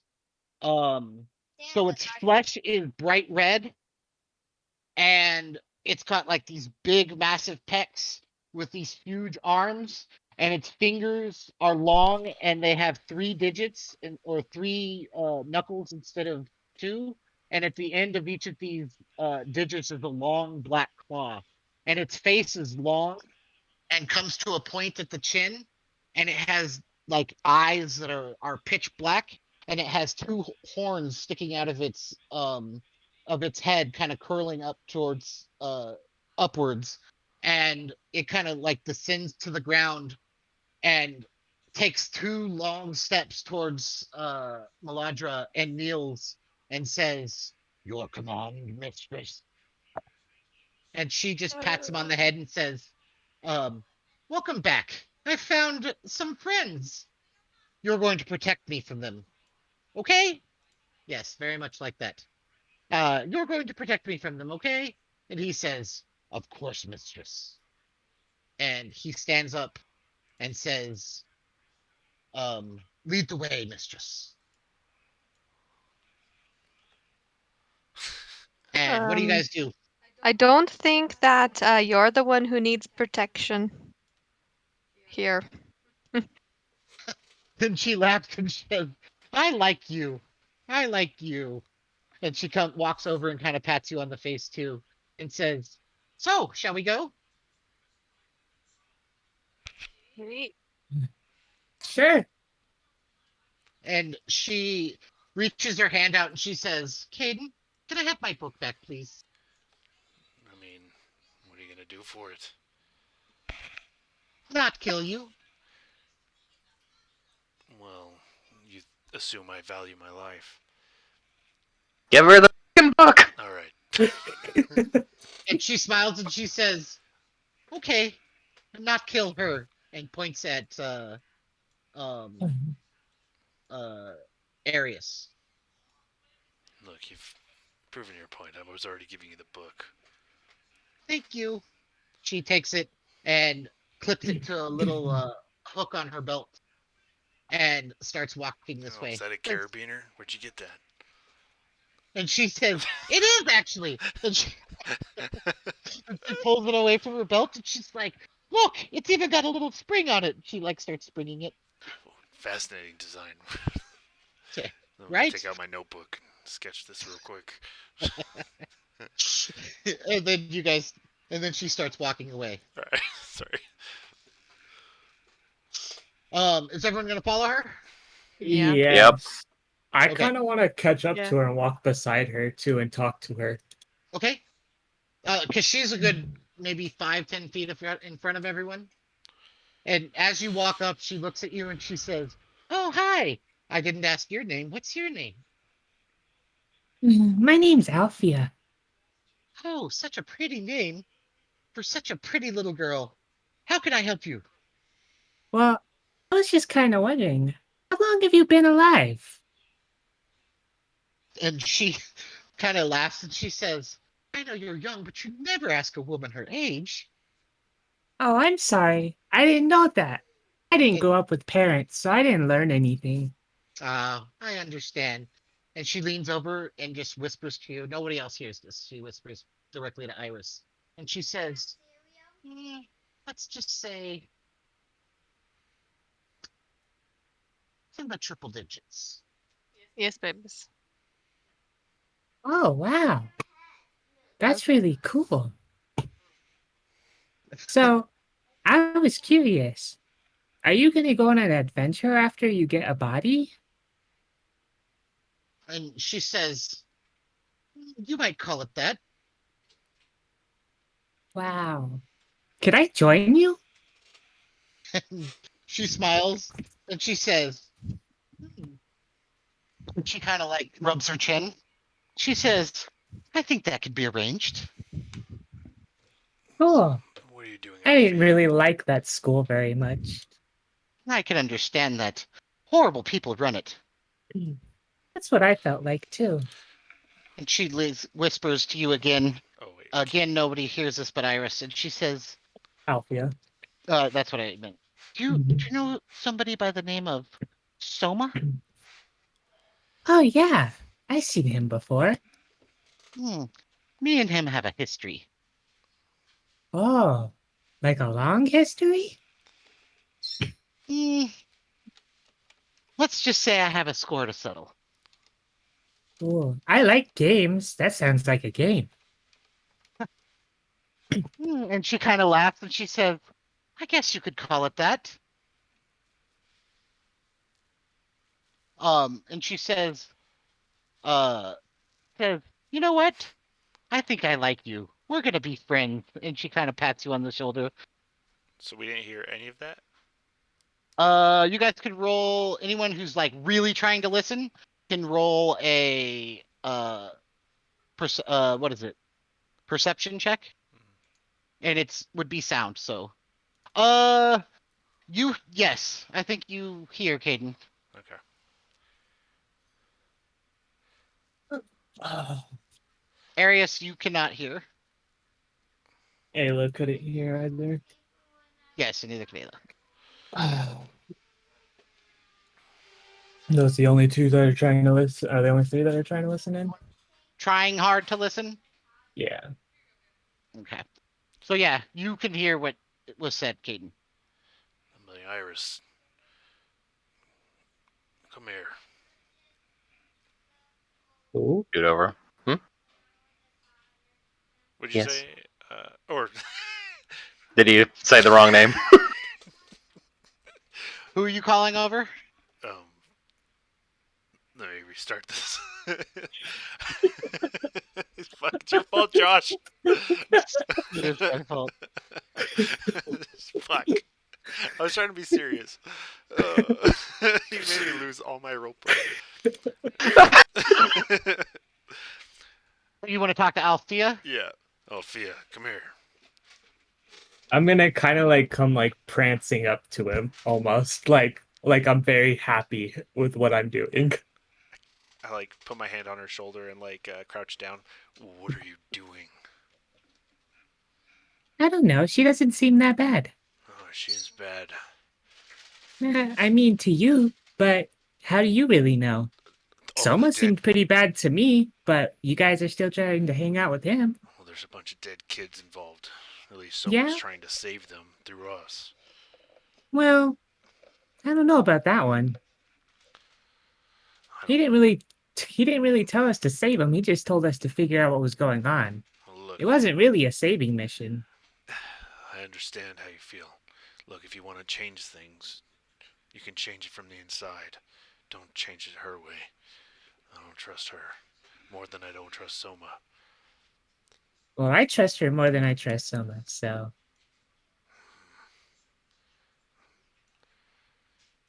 Look, and then I'm gonna start like I'm not even gonna pay attention to what you're saying anymore. I'm gonna start going closer to her and start walking by her again. god damn it. And as you walk up, she puts her arm around you as you guys start walking. This is also catch up a little bit. Are we going to have to carry around the book for you? I would not mind perusing it in the meantime. And she looks over at you and she says, I bet you would. And she kind of like picks it up and she kind of waves it in front of your face and she's like, so you want to take this book? Yes. And Iris is just like holding her hand back from like trying to reach out for it. And she's like, all you gotta do is take it. Just take it. I'm gonna roll a will save real quick. I'm just gonna roll a d20 real quick. I'm gonna reach out for it. Okay, roll a dexterity save.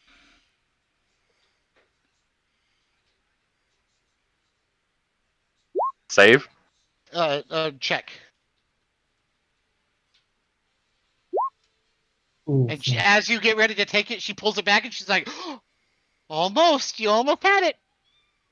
And then she holds it out again and she's like, try again.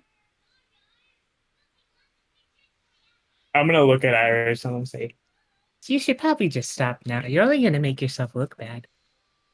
I refuse to play this game. And then I'm gonna reach out for it. Oh, she just drops it in your hands. Yeah. And she Deep turns throat. away and just starts laughing like heartily like this. Oh, you guys are fun.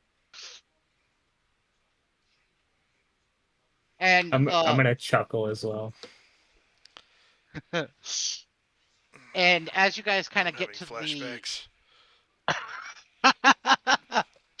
Yeah, I'm not trying to make her like that person, but I guess that's just how I Just the mess with actual people. evil version of her.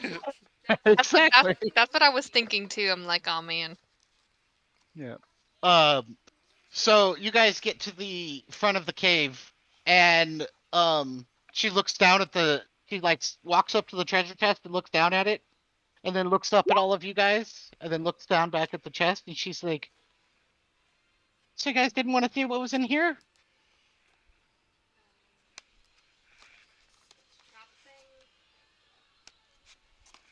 Silent. Sorry, I was on mute. What chest? That Oh. Let's get you guys back to the. Everyone move their things to here. Where'd I go? Why are you willing to open it for us without us getting hurt? Um, hold on. I'm moving. So she looks at you and she says, "What do you mean? Just open it."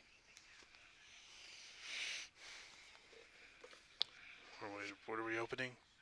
The coffin? The The chest? splinter chest. The chest. I don't. Oh, I had to move my. Anyone have mage hand? Not anymore. Alright. And she looks at you, Althea, and she says, "Althea, Wait, where'd my don't you body want to go? see what's inside the chest?" Well, we already tried to, but it didn't really work the last time. Look. And honestly, I don't really care that much. Oh, we're And talking about you the dead body. see the smile drop from her face, and she looks at you and she says, "Open the chest." Okay. I'll step back. I'm gonna step forward, be like, Althea, do you want me to try this?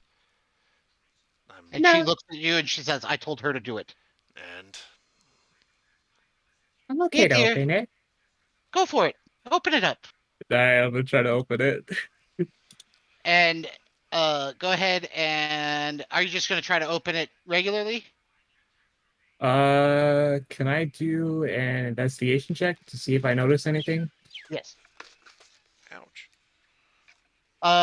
So this chest has a magical trap on it. The Oh skeleton shit, 22. appears to be connected to the chest somehow. And you're pretty sure if you try to open the chest, it will there'll be like, remember how when what's her name? When uh Arius tried to open it, there was like that burst of wood. that Uh-huh. will happen again. And looking at the chest, it doesn't look like the lid actually opens. It looks like a solid piece, even though it's shaped like it should. It appears like it should have a lid. It doesn't really seem like it will actually open it. Okay. I'm gonna move the skeleton. Okay, so as soon as as you touch the skeleton, um, it appears like the rib bone or whatever part that you touch opens up and bites your hand. Okay. Uh, Can I try to? I should have held my action, but I was gonna try to, like, protect her from shit like that. okay, so when she rolls her dexterity save, you will give her advantage. So go ahead and roll a dexterity save. Uh, okay. Oh wow. So you grab her and try to pull her away, but as you she kind of shrugs you off and touches the skeleton, and it bites your hand, and you take 6 piercing damage. Do I And take that plus 7 acid? no, ignore the acid. Okay, so just 6. Okay. Alfie, I Take told 6 you. piercing damage, and she steps up, grabs your hand, and licks the blood off of it. And that's gross. See, look, I would have helped you and not licked your hand. Let me do it. I'm gonna look at Miss M and say, "Does my blood taste good?" And she looks and smiles and say, "Delicious." And you her eyes almost roll back in pleasure as she licks the blood from your hand. And Fucking she says, should. I'm part fucking angel almost. and I'm she gonna says, go ahead. But I'm gonna take out my notebook and with the look on disgust, just scroll down some things in my notes and do a quick sketch and put it away. Like, man, Um, and she's going to pull the dagger out of her chest and plunge it into the mimic. What?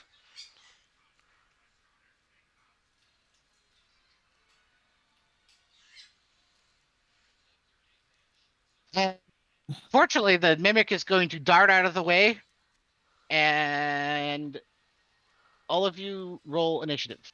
Okay.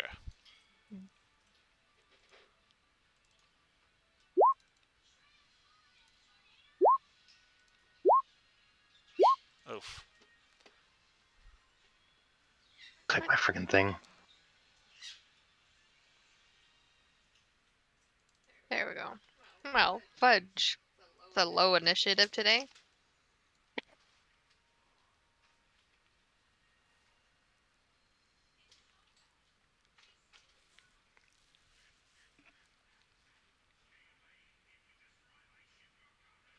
Where did it go?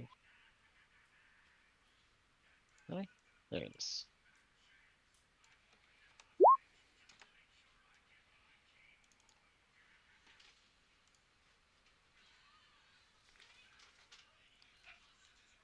Second to get this character sheet up.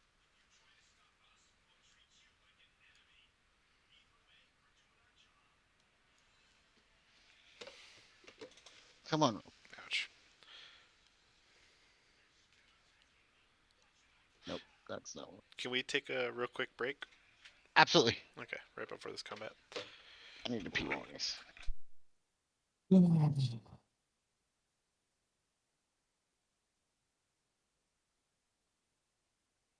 This is not what we have.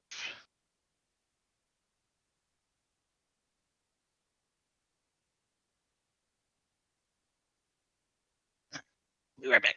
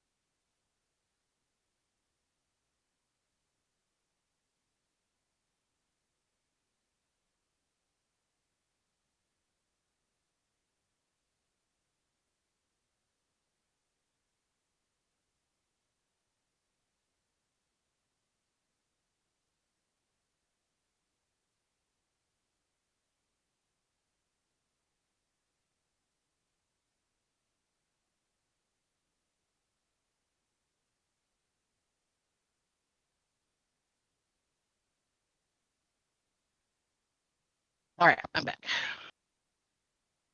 Come back. By the way, freaking Adam totally freaking figured out that this was a mimic way back when you guys first saw it. I was very annoyed.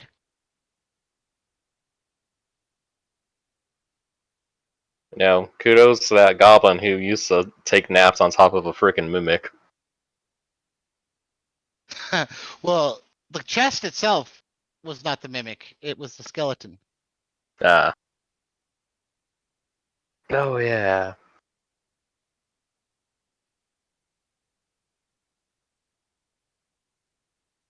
Why is it not freaking pulling up the character sheet? I don't understand.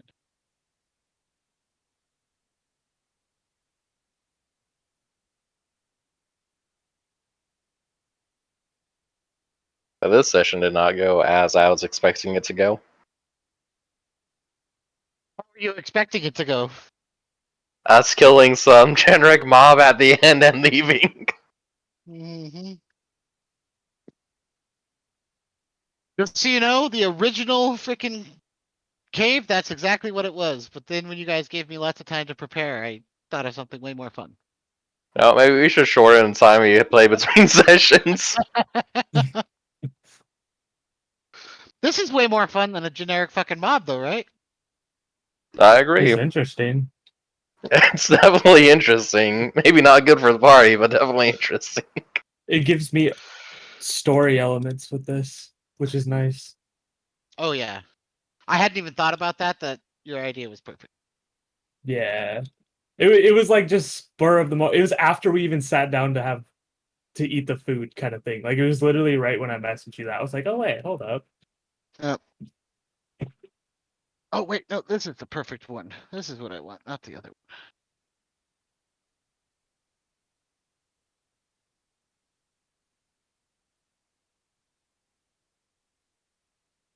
That's perfect. So this is kind of what the thing looks like.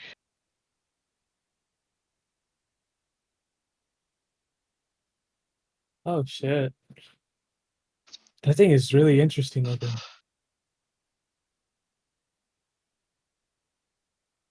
What is it I like called? the stick figure drawing more. It's a, it's called a. The picture is of what's called a devil chort, but uh, he's just a basic devil.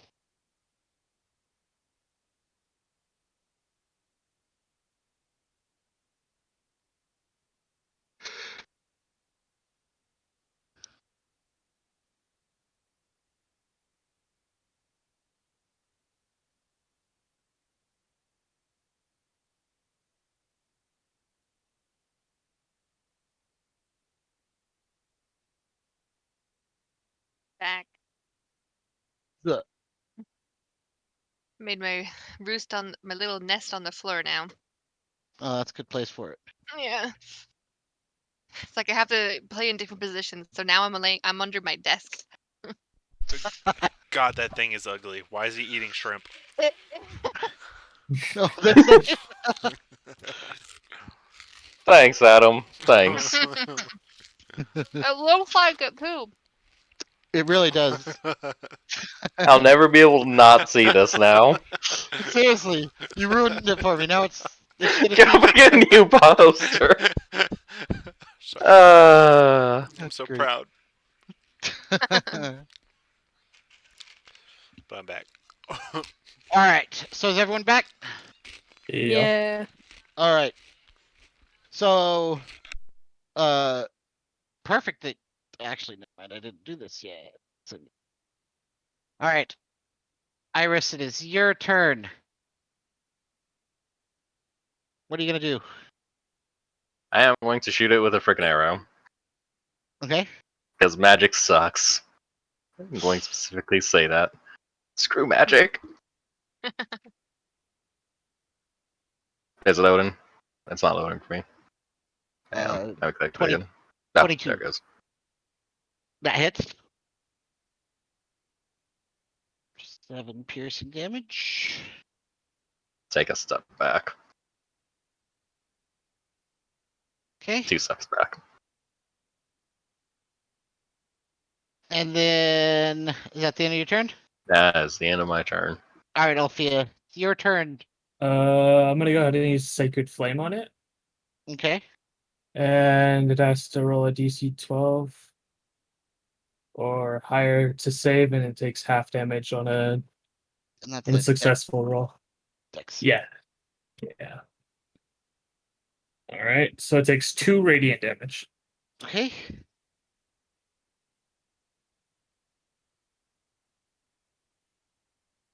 Okay, and Arius, it's your turn.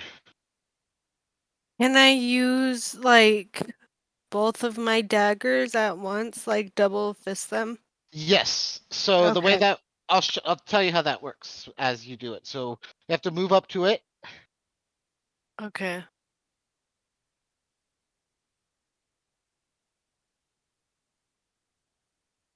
Probably You want to best. go for the thing with the teeth, and that's if you want to start a worse fight.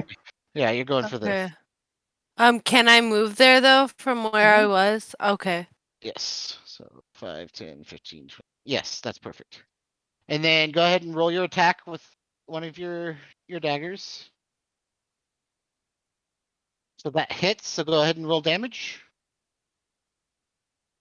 So you do 4 piercing with that. Oh, you want to click on sneak attack damage too because it's engaged with that ally. Okay.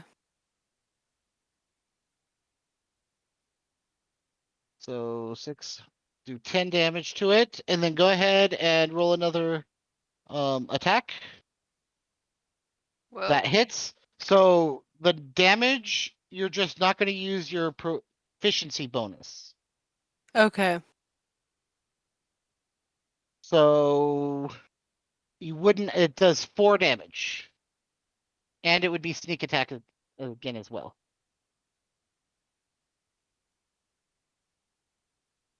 Nice. I like how it's blue because you rolled a 1 and a 6. So 4, so 7, 10, 11, so 17, 21 damage. That's pretty impressive. Cool. All right, and then the mimic is going to try to attack you, Althea. Wait, me? Think you mean Arius.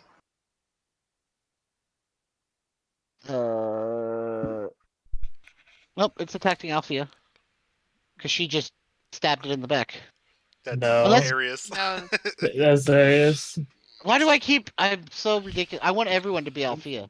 Apparently, Apparently. Or Arius. Iris. Arius gets attacked. Yes. Okay. And completely misses. And Caden, it's your turn. Oh, okay. Can I stand on top of this chest? Uh, yes. Do I have to roll anything for it? Or... Nope. Nope. Alright, Oh, I've got the high ground. Anakin. I'm gonna go ahead and try to booming blade okay. and piercing. 11. Just barely misses. It like just barely. You actually make contact, but it like bounces off of its tough flesh. And then as a bonus action, I'm going to. I think it's bonus action. I should have done this first, but I'm gonna. I'm not going to actually. I'm going to end my turn. Okay. And Ayla, it's your turn. Alrighty. So I'm going to cast Guiding Bolt Okay. on it. Oh, fudge. That Uh, sucks. yeah, that does not hit. Yeah. As a matter of fact, roll a d20. Blue. Or yeah, roll another attack. There we go. What's your AC? Um, Aiden. Caden? Aiden? 13 right Caden? now. All right, so go ahead and roll damage with your guiding bolt. Oh man. Wait, who's hitting me with the guiding bolt? Ayla. hold on. Does guiding bolt? Let me scroll back up. What was Did it? it What roll was or her roll what? to hit? She got She a rolled nat a one. nat Guiding one. bolt. There we go. Jeez. Oh, Jesus. Wait. Oh, boy. yikes! Hold on. What was her roll to hit though? It was a nat one, but did she have to roll to hit me? 16. Oh, it was a 16. 16? Oh, Okay. yeah. So as I see this coming towards me, and I'm like, that looks like it's gonna hurt, I cast shield. Okay. So you completely miss aim, Ayla. You cast the guiding bolt, and right before it slams into Caden's back, you see a blue flash, and the dazzling light just kind of disintegrates into a mote of light. Mm. I look at her. Well, looks like you need a little. Looks like you need a bit of practice. And as that happens, you see as Meladra looks at you and she claps her hands. She says, "Excellent, excellent." And are you gonna do anything else? I'm going to cast. No, never mind. I can't do that. No, that's it. All right. That would have So taken me down. the devil steps up and attacks the mimic and hits for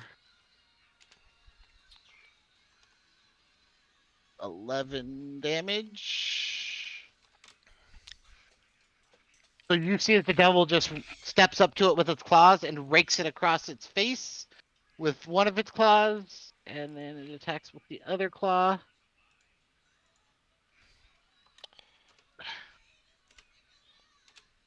And hits and does 12 slashing. And then it rakes its claw across the mimic with the other claw. And Iris, it is your turn. Shoot it again. Okay.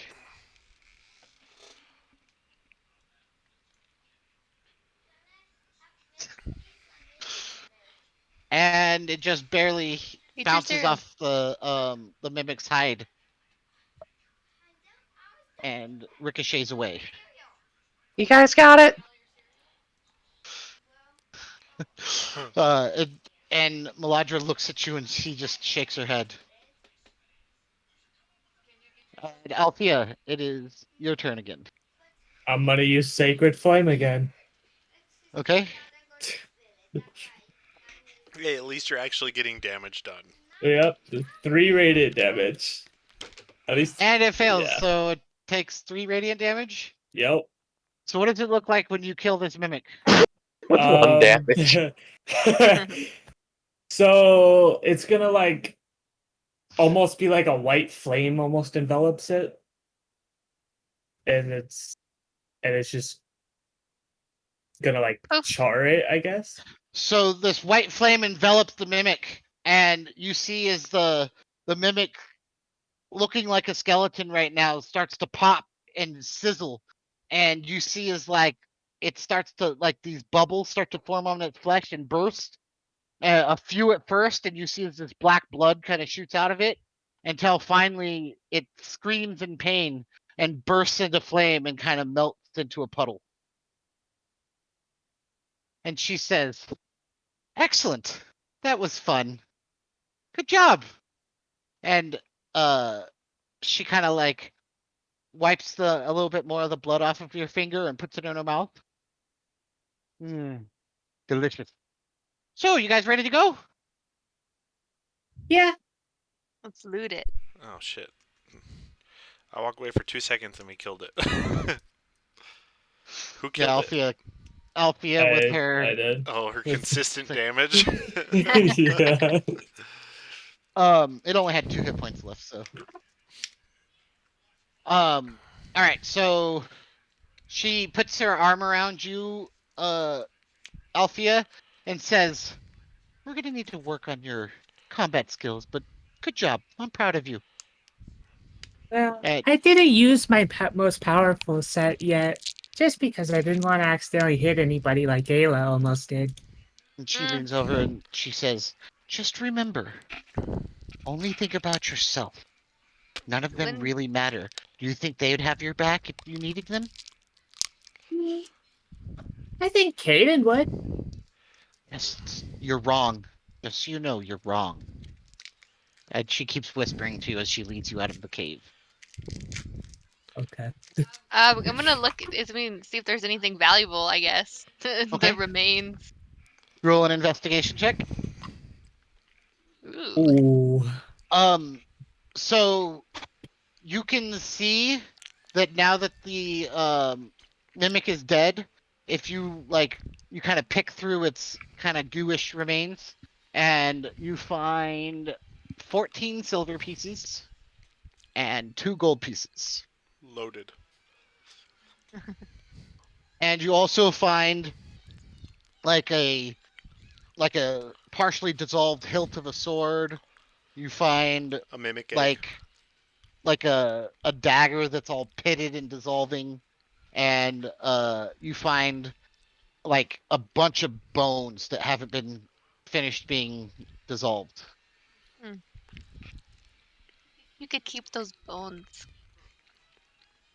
And I'll as you check say that. that, the devil reaches down and grabs one of the bones and puts it in its mouth, and you hear like this loud crack as it breaks the bone in half and just starts chewing on it and walks out of the cave. Well, it likes his calcium, that's for sure. Mm-hmm. Okay. Starts chewing it with its shrimp. Nobody thought that was funny. I'm Oh very yeah. disappointed about that. You didn't let it sink in. You judged yourself too harshly too fast. Adam never judges himself. It's obvious. All right. So, are you guys gonna do anything with the chest now? I mean, no, I guess not. If there's nothing else, redeemable from it. I don't think we've ever actually got into the chest.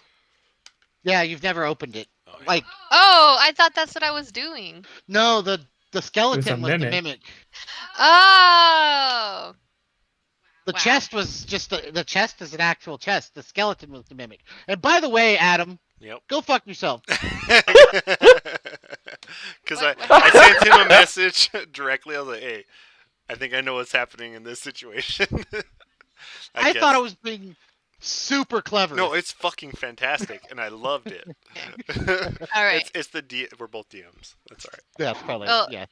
Since I'm nearby, I'll okay, and then I'm gonna go try to open it, being mindful of traps. Okay. So it is definitely trapped. If you want to disarm the trap, you need thieves' tools. Does anybody want to disarm this All right. here chest? Yes, let me do it. Okay. Althea, back away, please. Not even there. I'm walking away with what's her name. You're very good Yeah, at listening. Thank you. She's outside. Yep. All right. All right. So I'm doing a. Why is my character sheet so tiny? Hold on.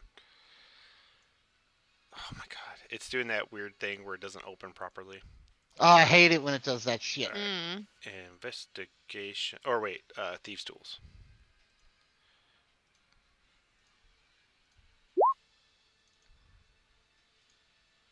Nice. Pretty consistent. You easily disarm the trap, and are you gonna try to unlock it now? Oh, I disarmed the trap. Yes, I would like to unlock it. Okay, and roll again. And these tools as well. Yes, with dexterity. Oh, It's an incredibly simple lock, and you're able to disarm the trap. And as you disarm the trap, the lid pops open, and inside you see a large sack, and next to it you see an enormous ruby, probably the size of like a small watermelon, like those seedless round watermelons. Okay. There's a watermelon Uh, in there? it's a ruby, Big Oh. ruby. It's a ruby and it's watermelon. and there's a sack sitting next to it. Are you going to take both of them? I'm going to try to secretly take the ruby. You can't secretly take it. I'm sitting here watching you. Yes, everyone that's- sees this ruby Who, inside okay, the fucking who's everyone? Is the Uh, lady everyone? no, she's outside. Okay, that's all that mattered. I didn't want. Okay, so I'm gonna take. You don't this. want her to see it. Yeah. Okay. Probably knows what's in it. Oh. So you take the ruby Mhm. and go ahead and roll a Constitution save. Oh fuck. It's alright. I'm very constitutional. +1. Oh. You feel as you pick up the ruby, you feel like as this energy starts to pulse through your hands, and let's go to the other chat real quick. Oh hell yeah. See you on the other side. Close your ears.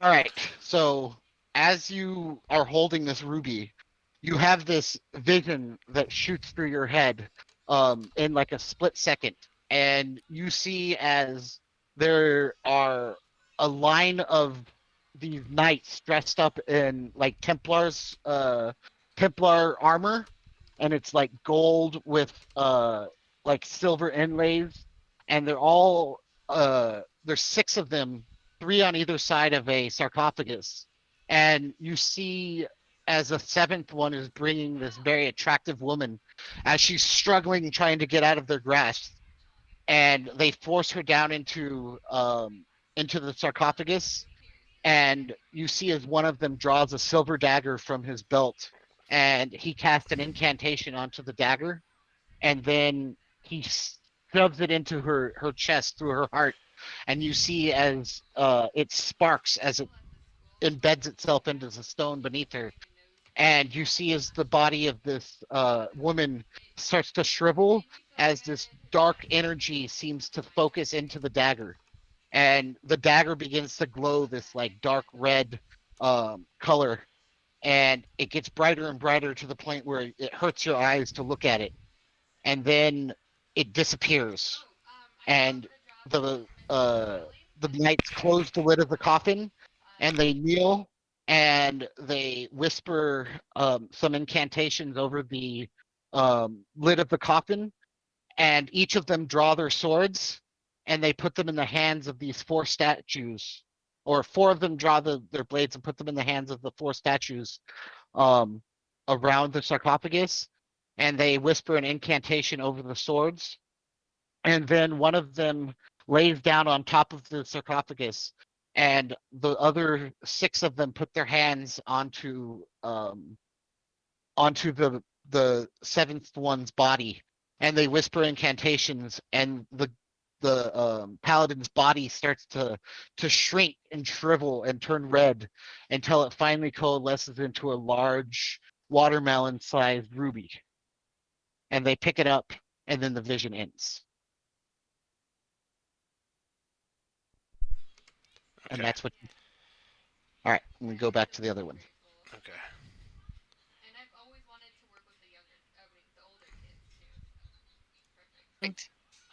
Okay, they're back. Miranda, Hmm. could you send me your address? Oh, sure. Thank you. Okay, Adam. Alright. So you're holding this ruby, and after that happens, the energy just kind of dissipates, and you no longer feel anything. How big is this ruby? About the size of like a seedless watermelon, so like maybe like Like a cantaloupe, maybe even. a little larger than a cantaloupe. Yeah. It's a big ass ruby. Mhm. What's in the bag? That's a good question, but sorry, I was a little distracted. Then I opened the bag. Inside the bag, you find 500 silver pieces, Damn. 50 gold pieces, and 1 platinum piece. Okay, sorry. 550 and 1. Correct. Yeah. Wait, so 500 what pieces? Silver Silver, Oh, pieces. okay. Silver. 50 gold, and 1 plat. Okay. For some reason, my brain said 500 platinum. Like, definitely that's a not. lot. I heard 500 platinum. You guys are I'm not good for the rest of the game. I'm not Sold. making the mistake that I made last time and just giving you guys insane amounts of gold. So do you do anything else once you open the sack? Whoa. We should probably split that up now before we get to the tower, just in case they want to take it. I lean over and I'm like, do we give garlic some? Yeah, we'll give garlic. Yeah. Just a little How many bit. people are in the our party right Are now? we doing 6? 10? Oh. Is Yes, platinum it's by 10 still? correct. Okay. So the only people still in the cave are Arius, Caden, I always want to move Iris, and that's not the person. Iris, Garland, and Ayla. And how many people is that? I'm sorry. 1, 2, 3, 4, 5. Okay. So each one of us gets 100 silver pieces. So hold on, let me change that real quick. 100 silver, Uh-huh. 5 gold, and then there's an extra platinum.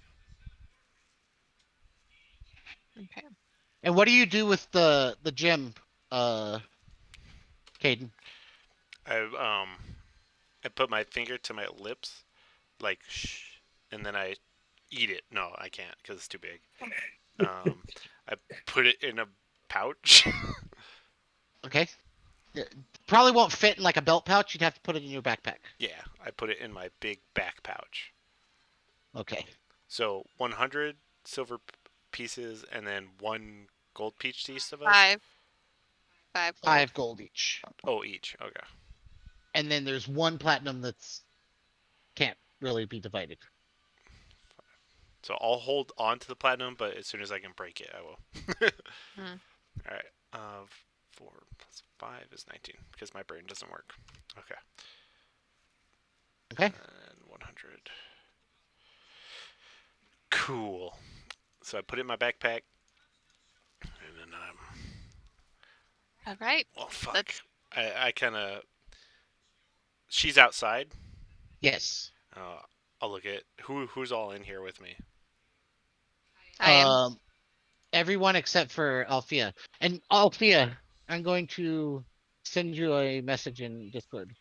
Okay. I mean, she obviously told Althea to open this. She probably knows what was in there. That's probably true. But she didn't say anything about it. I think she just wanted to see us struggle a little with fighting the mimic. She probably thinks she's super clever that she turned it, that she. Freak. Do you turn things into mimics, or are things just mimics? I think I don't know actually. Roll a history check. Can that be a survival check? But, She, you know. Or nature she check. probably thought she was being cheeky, making us all think that the mimic was the chest. Originally. What the hell? Hold on.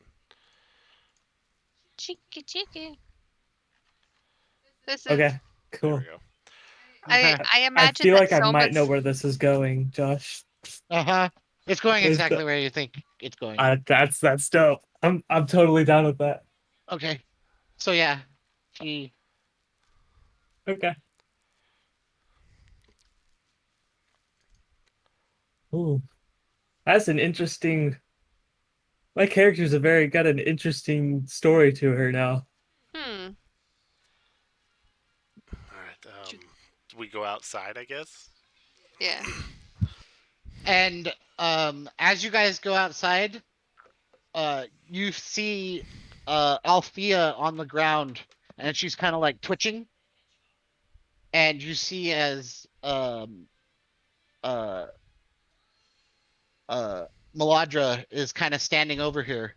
And as you guys walk out, you see her stop twitching and Althea and she reaches down and grabs Althea's hand and helps her to her feet. What did you do? Are you okay there? And she looks at you and she says, I don't know. She had a seizure. Uh-huh.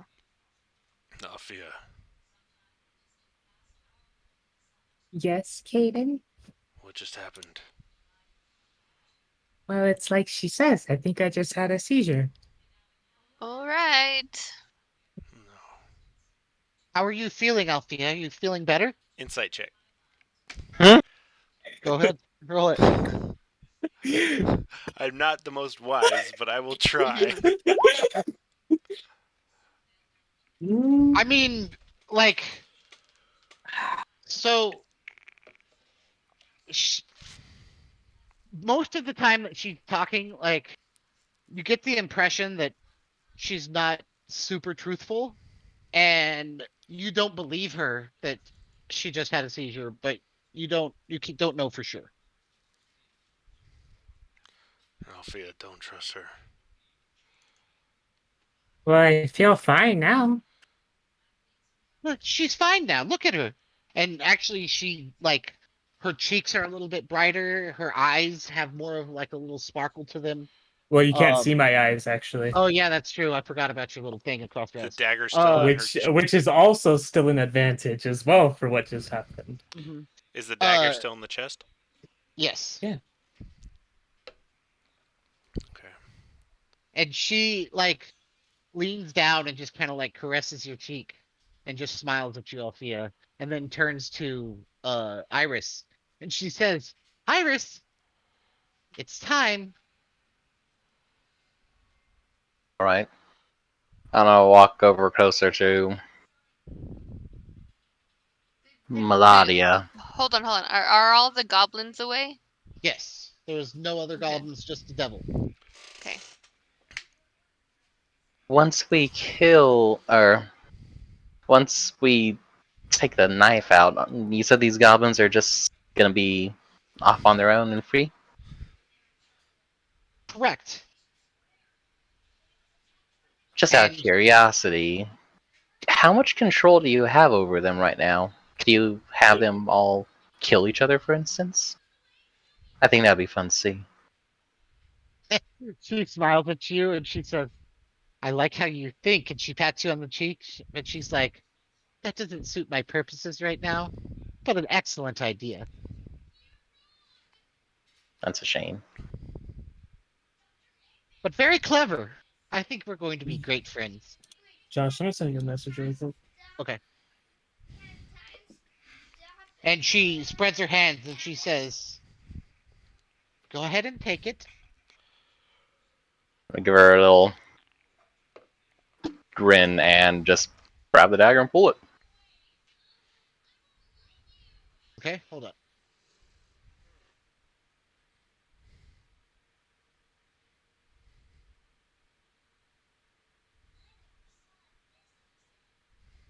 Okay. Um, so you put your hand around the dagger, and as you grip the dagger, you see this like kind of mischievous, kind of evil grin kind of form um uh on the goblin's face. And like just before you go to pull the dagger out, she winks at you, and then you rip the dagger from her chest, and the goblin throws its head back and screams, and its entire body just emaciates itself and falls to the ground, and it looks exactly like the children did, um, that you guys saw being jumped into that pit. Shit. And now you are holding a dagger in your head or in your hand, and I'll send you a quick message real quick. Feel like I know how to respond to this message, so I'll just start typing it now. Uh-huh.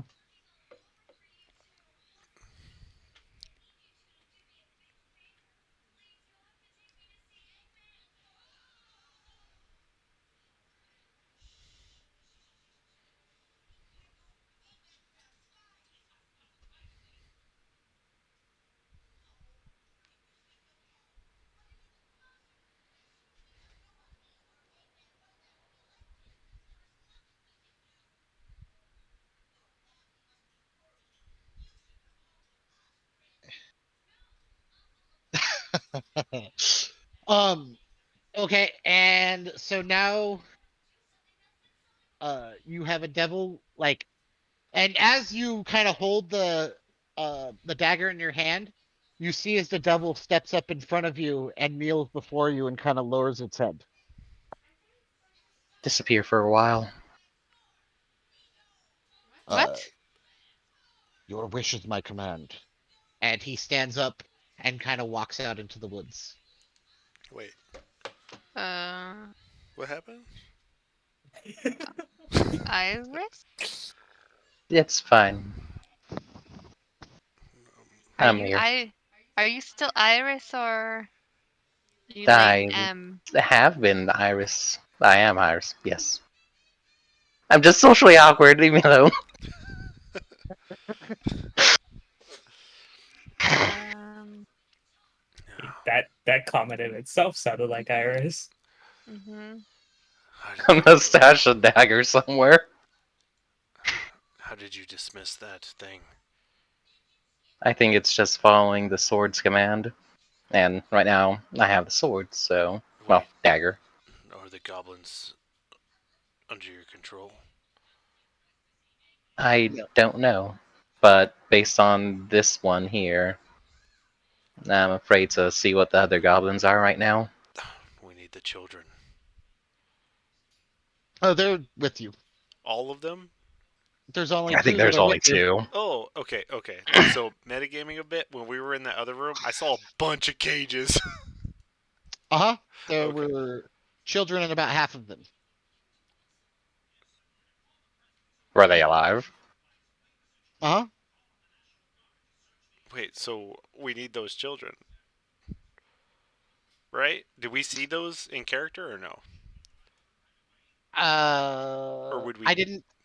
So honestly, you guys wouldn't have been able to see into that room. But the light was 'Cause shining in there. I understand, but there's an actual like it curves around, and you have to remember I made this map before Yeah. I came up with what I was doing, so the map isn't exact. Okay. So I get what you're saying, but like when the person would leave, they would go off into another room. So to our knowledge, there's only 2 kids. Correct. Yes. Okay. That's fucked up. Well, shucks. There. Well, then we got the 2 kids. Let's get out of here. Two Yes, more than you're I was acknowledged. expecting to get away with. I don't control the goblins, Caden, and Is it because you're not a goblin? shrug. She shrugs. Can you hand me the dagger, or is it stuck to you? Um, What are you gonna do with the dagger? I was just seeing if it was possible. Well, let's find out. Now, try and hand Caden the dagger. okay. So as you're, hold on. So we'll just, you guys don't know this, but I don't want to go to the other chat. So as you begin to like hand him the dagger, you just really feel like that'd be a really bad idea. I'll stop halfway and pull it back. Well, No, I don't think I can. Caden, I don't think I can. fair enough. Can I try to be real quick and try to snatch it, just to see? Absolutely. Okay. Absolutely. What do I roll? Uh, Dexterity. yep. You guys roll opposing dexterity checks. Shit. Can I roll a dexterity check? See What are if you I trying can to do? stop Caden from grabbing it. This is the most awkward 3-way. Yeah, go ahead and roll a dexterity save and just see what it is. Damn it! So you get your hand on the dagger, Caden, and as it's starting to, how are you going to stop this from happening, Althea? As like he kind of gets his hand on it, because I'm like standing in the middle of them almost, I'm just gonna snatch it away and then give it back to Iris and tell him not to uh give it away carelessly. So you're gonna grab the dagger out of both of their hands? Well, So I assume that Caden had his whole hand around it, and Yes, Iris kind of like was just holding out in his palm, not with a real grip. correct. So like, yes, technically I'm taking it from Iris as well, but she doesn't have a grip on it. So it's Okay. kind of like one of those things where like I'm gonna snatch upward. So as both of your hands kind of grip the dagger, I need both of you guys to make Constitution saves. Oh shit. So Althea, as you grab the dagger, your hand, like you feel this intense burning sensation, and like you try to struggle through, but it just hurts too bad, and you take. Oh, gotta move the turn. Shit. I got 7 health. Dang. Oh, Oh no, you're fully at full health. okay. Yeah. So I take 7 damage. In fact, add 5 hit points to your max. Okay. Um, so you take 7 fire damage, Okay. and Caden, you get your hand around it, but then Iris closes his hand around it again and kind of jerks it out of your hand. And you felt that burning too. You just pushed through it, 'Cause and I'm you a got tiefling. a grip on it. But Caden pulled, Iris pulled it out of your grip. You see a little bit of smoke escape from my mouth. Just a tiny bit. Mm-hmm. Well, it looks like it's in your hands, Iris. Is your hand okay, Althea? It is now. And then I'm gonna look to Iris and because I wasn't really able to tell him while I was trying to grab it, I'm gonna say, "You need to keep that put away." I think you're right. I'm sending you a text, Arkner.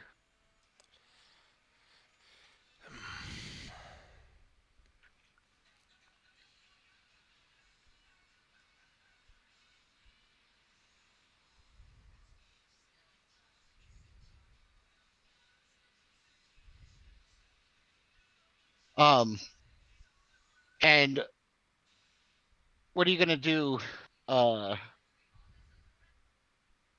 uh, Iris? I'm gonna turn away and start walking towards the gate that we came through. Okay. Iris, Go ahead. how is it communicating with you? Can you hear her?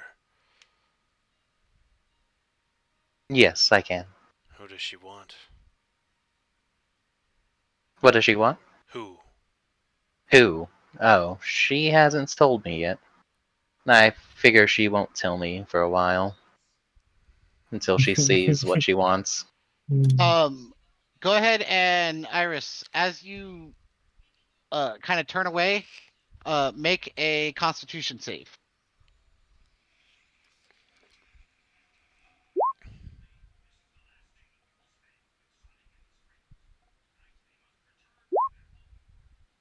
You take 1 psychic damage. So as you turn away, you get like the worst splitting headache of your life, and you kind of drop down to your knees as you like kind of grab your head. I'm gonna rush to Iris and try to help her back on her feet. She really doesn't like you, Caden. uh, She doesn't like me. I'm not surprised. They never do. Not at first. I always forget how Caden and females. Anyways. And that's not true that they don't like you. They love you, Caden. That's okay. That's fair. in the Yandere sort of way. It wasn't reciprocated. And Garland is kind of like standing here watching all of this happen, and he says, "We need to get these children home. I don't know what's going on, but let's get out of here." Yeah, to get them home. Before we continue further, is it suffice to say that this stagger thing never happened when we get back? So what are we going to tell them then? What's are we saying that we didn't find anything out, or are we telling them that we found a coffin with the de- decomposing vampire? No, I think I'd say go ahead. we could keep it quiet, but we need to send in another team to clear it out. Make sure there's no goblins in there. We don't need more kidnappings. We could blame them, and if there's any extra items or anything, because we didn't explore the full place. So we're just saying that we came in and fought some goblins and rescued 2 children? We could add a little bit more nuance to it. The goblins were repeating some ritual they knew, and we interfered, then left, since last thing we saw was, well, 30 plus goblins. Okay, but the question is, I'm sure they'll be wondering why we don't know why there's goblins performing rituals. Have we nothing to tell them of our suspicions at all? I don't know much about goblins. I guess they Um, started mimicking things. would she be mad if we mentioned her corpse? Would she? Um, trying to think if she would be mad. Not if Who she do you would not. plan on telling? I'm assuming whoever gave us the mission. I'm just trying Mm, to make it believable so they don't think we're leaving too much out. I The agree. kids were It's being important to get this right. kidnapped for a ritual to summon something, but we took the children. We saw that their bodies were being thrown into, what is that, a carrion crawler? We could do Garland, lack of information rather while you be. guys are having this conversation, Garland is like looking at you guys and his mouth is hanging open, and he says, "What are we talking about here? I what is wrong with you? We have to let them know what's happened. You're possessed Rather by a not demon be now?" strung up. Mm. Well, it's too late to tell you to shut up. You couldn't keep your mouth quiet for a minute, Garlic. Look, I don't like this either, but we need to play her game to figure it out. Otherwise, she's probably powerful enough to kill all of us, all the tower. I don't know. But you've let slip our will to fight against her. So now we're at a disadvantage even more than we were. But we're still going to go along with it because we've got these two. They need to live. And we need to figure this out. Roll a persuasion check.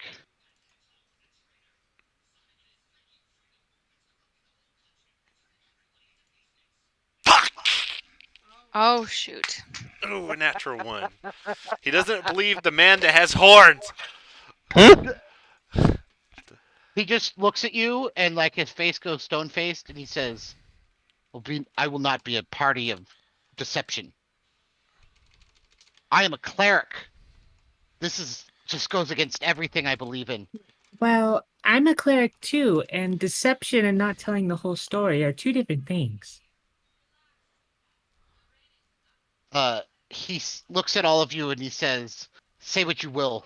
I will not lie." Hmm. No, they'll string me up for this, right? I Who will probably won't string you up? be able to get through the door before they try and Uh, kill me. He looks at you and you says you chose to make a pact with that devil. if we all are, if the rest of us are saying one thing and you're the only one saying the other, um, Do you think they'll believe us or you? I'll take my chances. Yeah, they'll probably believe you anyway, in case. Because there's somebody in that bloody tower that's probably heard of a Lady Emma. What is her name? Meladra. This is. I know Oh, her yeah. name. Okay, I gotcha. But Ayla. So, um, I'm assuming if you tell them what you saw, there's someone who's gonna know what's going on, and then likely know that she's mind games and you know what, man? I can't. Can do what you want, I guess. He looks at you all and he says, "Your choices have consequences." And he starts to walk away. Iris, what will happen if he tells them? Um, you don't hear actually anything, Iris. You just kind of, so you feel like somebody is smiling and really enjoying what's happening right now. No one has. I don't know. I don't know. Well, Is there if a way we could do this while telling the truth? I don't feel comfortable going through that door otherwise.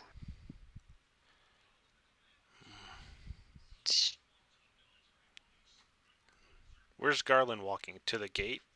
Yes, towards the gate. Garland, um, wait. He stops and turns around and crosses his arms. What? Let us deliberate and figure this out before we step through there. We can't be divided on this. I'll send you a message real quick. Okay. all right. Shall we Josh. take a Okay. vote, maybe? He looks at all of you and says, "What's there to discuss? I've made my decision." What happens with that decision?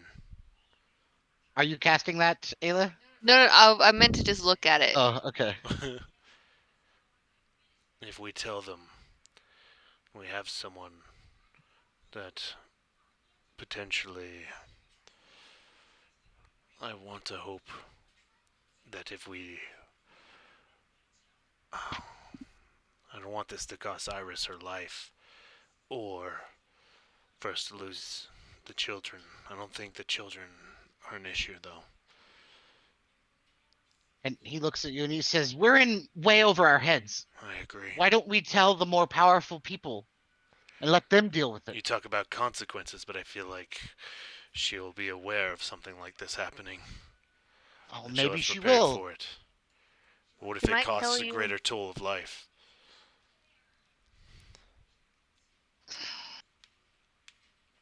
Arius, is there anything that you might be able to say to help convince him? I Were those think two kids' lives worth it, Garland? I think as all of you guys are kind of like barraging him, he throws up his hands and says, "Fine, whatever you guys want, but just know, you all disgust me." Okay. And he just stands there with his arms crossed and say, "You guys figure it out. I'll follow along." Thank you. I sent you a message, by the way, Josh.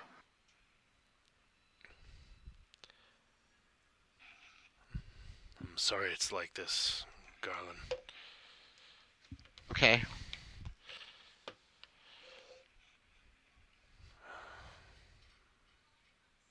Alright, So as you so guys are standing there, um, you hear a kind of like a rustle in the leaves, and then you see as Garland kind of puts his hands over his eyes, and like he kind of like drops to his knees, like gripping his head, and um, just kind of like looks up, and his eyes are wide, and you see a little bit of blood kind of trickle down from his nose, and he says, "Well, what? Yes, you're fine. I'll do what you say." are And you okay there? you see fear in his eyes as he's looking at all of you. I kind of glance between Iris and Althea. What did you do? I don't know. I don't know what's going on. Like I'm just looking around. I look clueless. We already complied. Let's go. Who's leading this dialogue? I guess we should just head to the door. Yeah, well, Okay. it is almost 10 o'clock.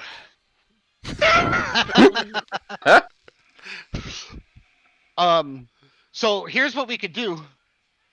We can begin. You guys all kind of walk to the door, and you kind of move aside all the brush and everything that was piled in front of it, and we can end the session here. Right before you guys decide to walk through, so you guys can discuss this at the beginning of the next session, and you guys can all think about it and what you guys, how you guys want to handle it. Are you going to figure out what's going to happen with With Althea? me. Oh yes. Or do you want to So play this out right now? It's kind of hard to play it out right now. Yeah. So you'll just become an NPC? Yeah, I guess kinda. It's gonna be well. So I have ideas of how to play it out, but yes, do you want to just be an NPC that kind of I play for a little while and then I tell you what kind of happened there? Like I'm gonna set this in motion pretty quick. Yeah. No, that's perfectly fine.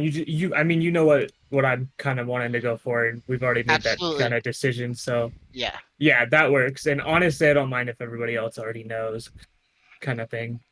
Okay. Also, basically, like you're going to be handled. The situation is going to be handled pretty soon. Okay. Yeah. Yeah, and if you guys decide to do another session before I end up leaving, kind of thing, or even if because I have to do quarantine for a week while I'm away. If you guys end up doing a session, I can also listen in. I won't be playing, but I can listen in. Yeah, for sure. But yeah, I'm probably basically, gonna talk to Adam about it tomorrow, anyways. I'm probably gonna tell him exactly what's going on. yeah, for sure. I'm fine with that. Yeah. Okay. I have to update him on his stuff too, on his character. Yeah. Okay. Just I don't want to let everyone know. Yeah. That's fine. I mean, to be fair, Caden kind of already has an idea of what's going on, so it kind of works out with me being able to tell him. So yeah, for sure.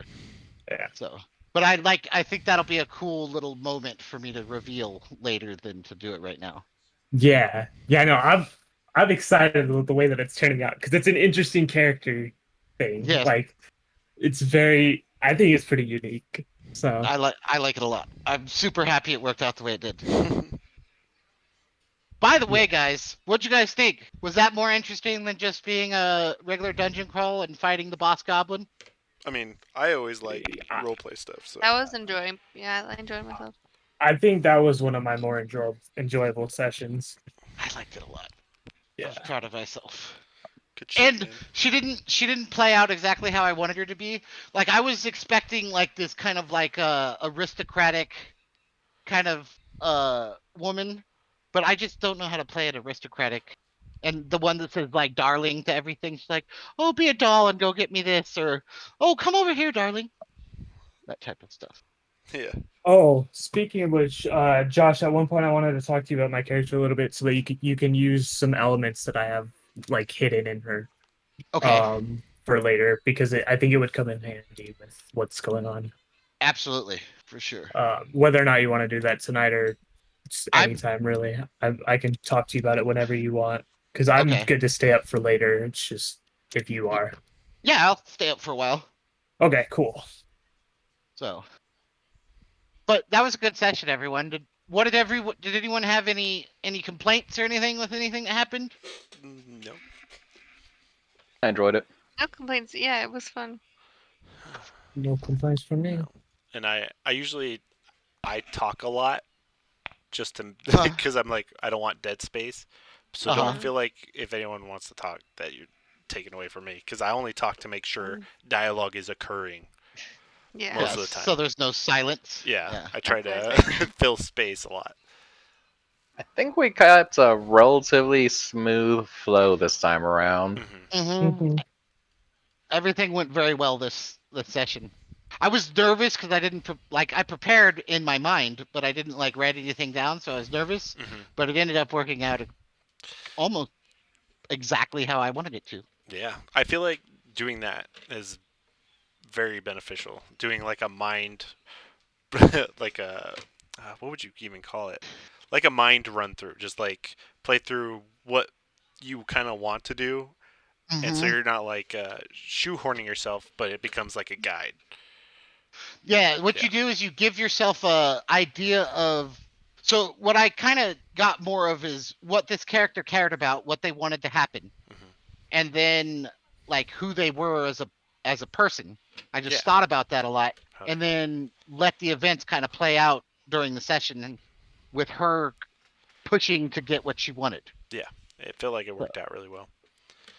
yeah, Yeah, I enjoyed it. and it couldn't have worked out. Frickin' Althea, good job with your. That was a really good idea. I liked it. Yeah. I thought it'd be an interesting take on how to do it because like it would make it to where my character kind of isn't being a real NPC and like going around with other travelers kind of thing. But it has Uh, something to like story element to it. Like it has some kind of build up for it. exactly. And Yeah, when I and it's return, shit's gonna be fucking crazy. So well, because yeah, there's gonna be some stuff about your character that is gonna change. hmm It's yeah. fun. I like it. Oh, I'm gonna go to bed. All right. Good Okay. night. Night, Nether. Good Good night. night. Thanks for playing. Have a great night, everyone. You too. You too. You too. You too. Sweet Thanks. dreams. You know what's funny? There's a whole left side of this dungeon that you guys didn't even. I know. That's what I Maybe we was. should just stay here That's what I and was loot like. the place. Time Well, constraints. what I was saying was that I was trying to say that we were gonna tell people to come back, like, hey, send in a team to go fully flesh out that place. Oh, for sure. And you could totally do that. You'll have to tell people the place though. Hmm. And it's super cool because freaking I freaking and the cool thing about this whole situation is I gave myself a character and a situation that I can use to advance a bunch of freaking personal storylines as well. Yeah. Because like I can use this character for Ayla, Althea's now a thing, Iris's character is gonna move forward. Like freaking Caden has some stuff that I can use with this character. Hmm. Well, yeah, parallels to the last campaign. Yes. Yeah. Yeah. Um, yeah. I like that I made her be able to smell fucking Fey magic. It's a very interesting ability. Is Iris gonna start smelling weird shit now? We'll never. We'll find out as the campaign goes along. Well, I That'd gotta be tell you funny. though. So here's the thing. If it wasn't for some of the stuff about your character, Iris, I would have kind of had things go slightly different.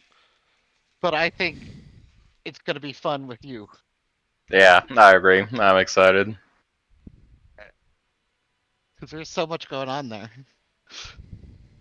If I was Iris, I think I would go crazy. If I were Iris, I'd start multiclassing in a warlock. yeah. That is the thing. God dang. I hate that frickin' time goes by so fast. Well, we also start later now. Yeah. But even if we start at 6:30, it's only 30 more minutes. Yeah. Yeah.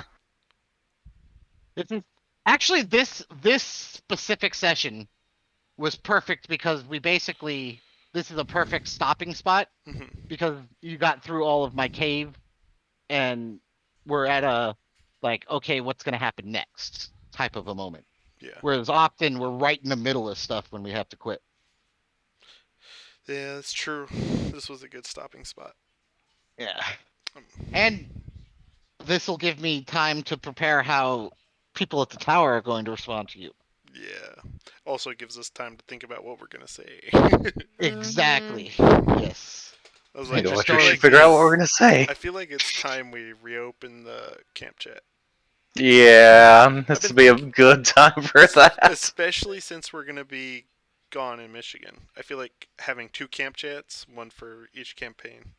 Absolutely. As a matter of fact, what I can do. Oh, I'm gonna be running a campaign out there apparently. Oh Really? shit! Yeah, for my sister. And Oh, Stream that shit. I'll fucking. Oh, never oh yeah, mind. it's gonna be in our first in-person games. I'm Set Oh, up sorry. a camera. Yeah, I actually okay. So the I thing mean, is, on your so this is phone. important to you guys, kind of, because it's gonna be canon for my world. Oh, So okay. they're gonna play in Wild Mount. Technically, a little before you guys started, or at the same time. Okay, a little before what we're at now, but in the middle of our campaign, sort of. But they're somewhere else, far enough away that it's not gonna intercede. Um, so they're You actually should. gonna be in it. You And should totally record it. Miranda's a character, or I believe, like, so if Eliwick dies, this will be a character that she could play. Oh, Yeah. cool. You should definitely record that and then upload it. We'll see. We'll see I can how. teach you how to. I mean, I can teach you how to before you leave. Like, just Well, say it. That would be interesting. I would fucking watch that yeah. shit. So, So I would have to actually put up a camera. well, you could do it with your phone. Yeah, just Well, put the that's phone true. in the middle of the table. And just record our voices. Mm-hmm. Yeah. We're gonna be rolling with real dice, so you'll have to hear us doing math. That's fine.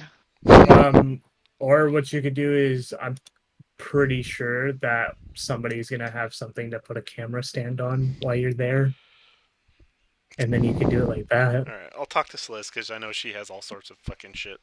So Yeah, we'll like see. if you can try to do that. If you can't, then of course you can't. But when Yeah. you get back, I'm definitely gonna ask you a shit ton about it. So So if you guys want to do camp chat, I opened in the camp related chat. Um, I opened Ugna's Rest camp chat and of Calm and Calamity camp chat. What? Oh, I see it. Okay. where's that at? You should delete. Oh, okay, I see it. Oh, should you delete that? The original camp chat?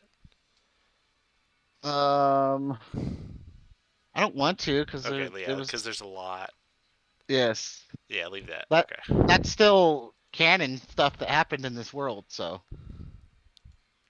but it's in campaign related chat, and it's got like the ongoing world chat, the Wednesday campaign, and then Ugna's Rest camp chat and the Calm and Calamity camp chat. Okay. What I can do maybe is I can hide it. Oh, if that's gonna, I can figure out how to hide it, but I can archive them so that they're in like a different area. Okay. So I'll do that eventually. But yeah, if you guys, anyone who participates in camp chat, I'll give you guys inspiration at the beginning of the next session. Always use more inspiration for stealth rules. What is camp chat for? So basically, it's you guys talking and role playing in between sessions. Okay. So if you go and you were to read the original camp chat, you can kind of see what it is. It's in character conversations between your actual characters. Okay. Yeah. That's cool though. That's pretty cool. Yeah, when in the previous campaign it got used a lot, and actually it led to some really cool shit because they did a lot of character backstory and kind of got to know each other a lot in the camp chat. And then I actually used some of the shit that happened in camp chat for this Sessions vision. later. Yeah, the vision that happened amongst everyone. Like the character poet's freaking actually no, it was Abigail kind of had a bunch of story development in camp chat. Mhm. I think the cave was one of the better, or one of my favorites. Sorry. Yeah, I was actually there for that. Mm-hmm. That's if it's a different cave. There's a lot of caves in D&D. Might have been. It was the one with the giant right before it started raining blood. Or right Never after. mind, I Yeah, wasn't there. that one Screw was you. before Arkmere. Yeah. Yeah. Sorry. That was, I think that is my best session other than the kind of like side session that we had where you guys murdered people in the art gallery. Man, I can't even imagine how far that is to scroll. Yeah. Shit was so long Let's ago. find out. I'm scrolling right now. Ray sees what's up. Go. A large Yeah, black shepherd, gold shepherd dog. What the fuck? That shit was so long ago.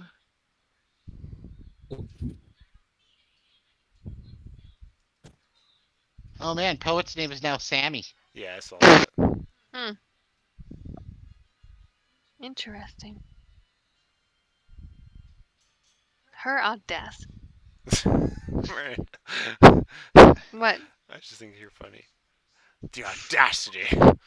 Audacity.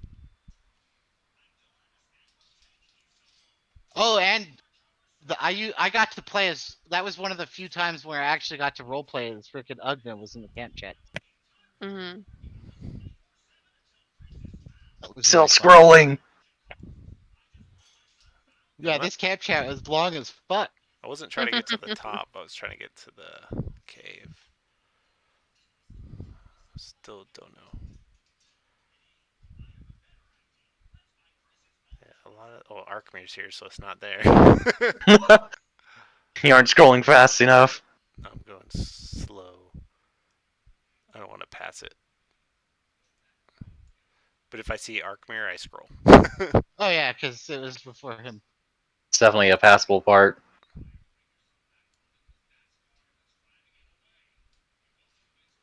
Oh my god, it's at the top?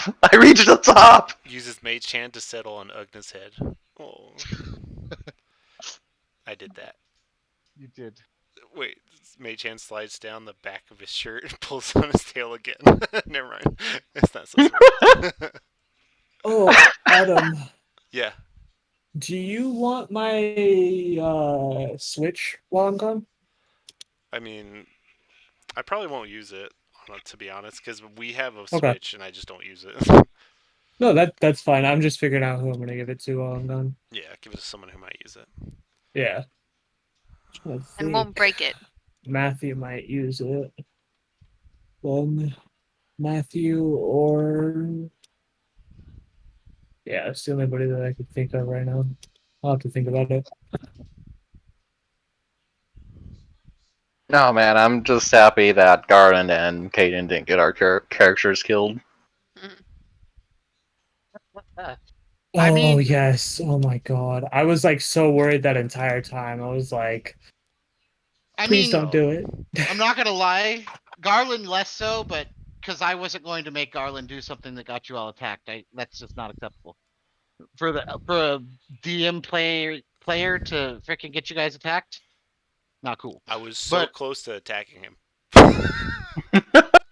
I, In my head, I was like trying to garlic? rationalize. I was like, he wouldn't do it like this. So that last bit of dialogue was for his sake.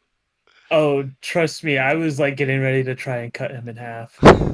Like that was like gonna be my one thing. Like I was gonna like if I didn't roll a crit, it was gonna be horrible. I'm not gonna lie, freaking, I was expecting that to happen for you guys to get into a fight.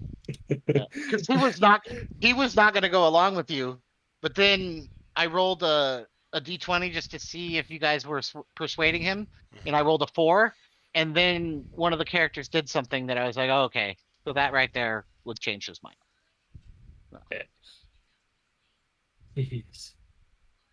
So he's all for going along with you because you made a good point. Like There's a lot of good points. Like you guys saying something could get everyone in the tower killed. However, that would be an interesting situation Oh yeah. Of course. because there are some powerful people in that tower, and yeah, Just the whole war just breaks out in the tower. I can't wait till you guys get ready to go find Abigail. I can't wait to play her again.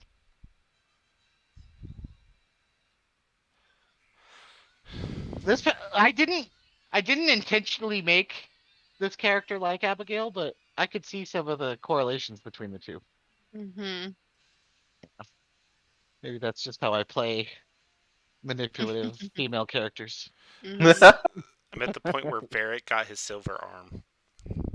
Oh, that was a freaking cool ass freaking moment. That was cool. And we were like testing it, so I was like poking it with the silver blade, my rapier. Uh-huh. And I then, had so many ideas for that shit, and then he just left, so none of that got to be played out. So originally, his silver arm was going to be a conduit, so that that everyone else's magic, like, didn't work as well. But you guys had Varric, so it would have like uh filtered the magic and let you guys use it the same. But then he left, and all of those ideas had to be thrown out the window.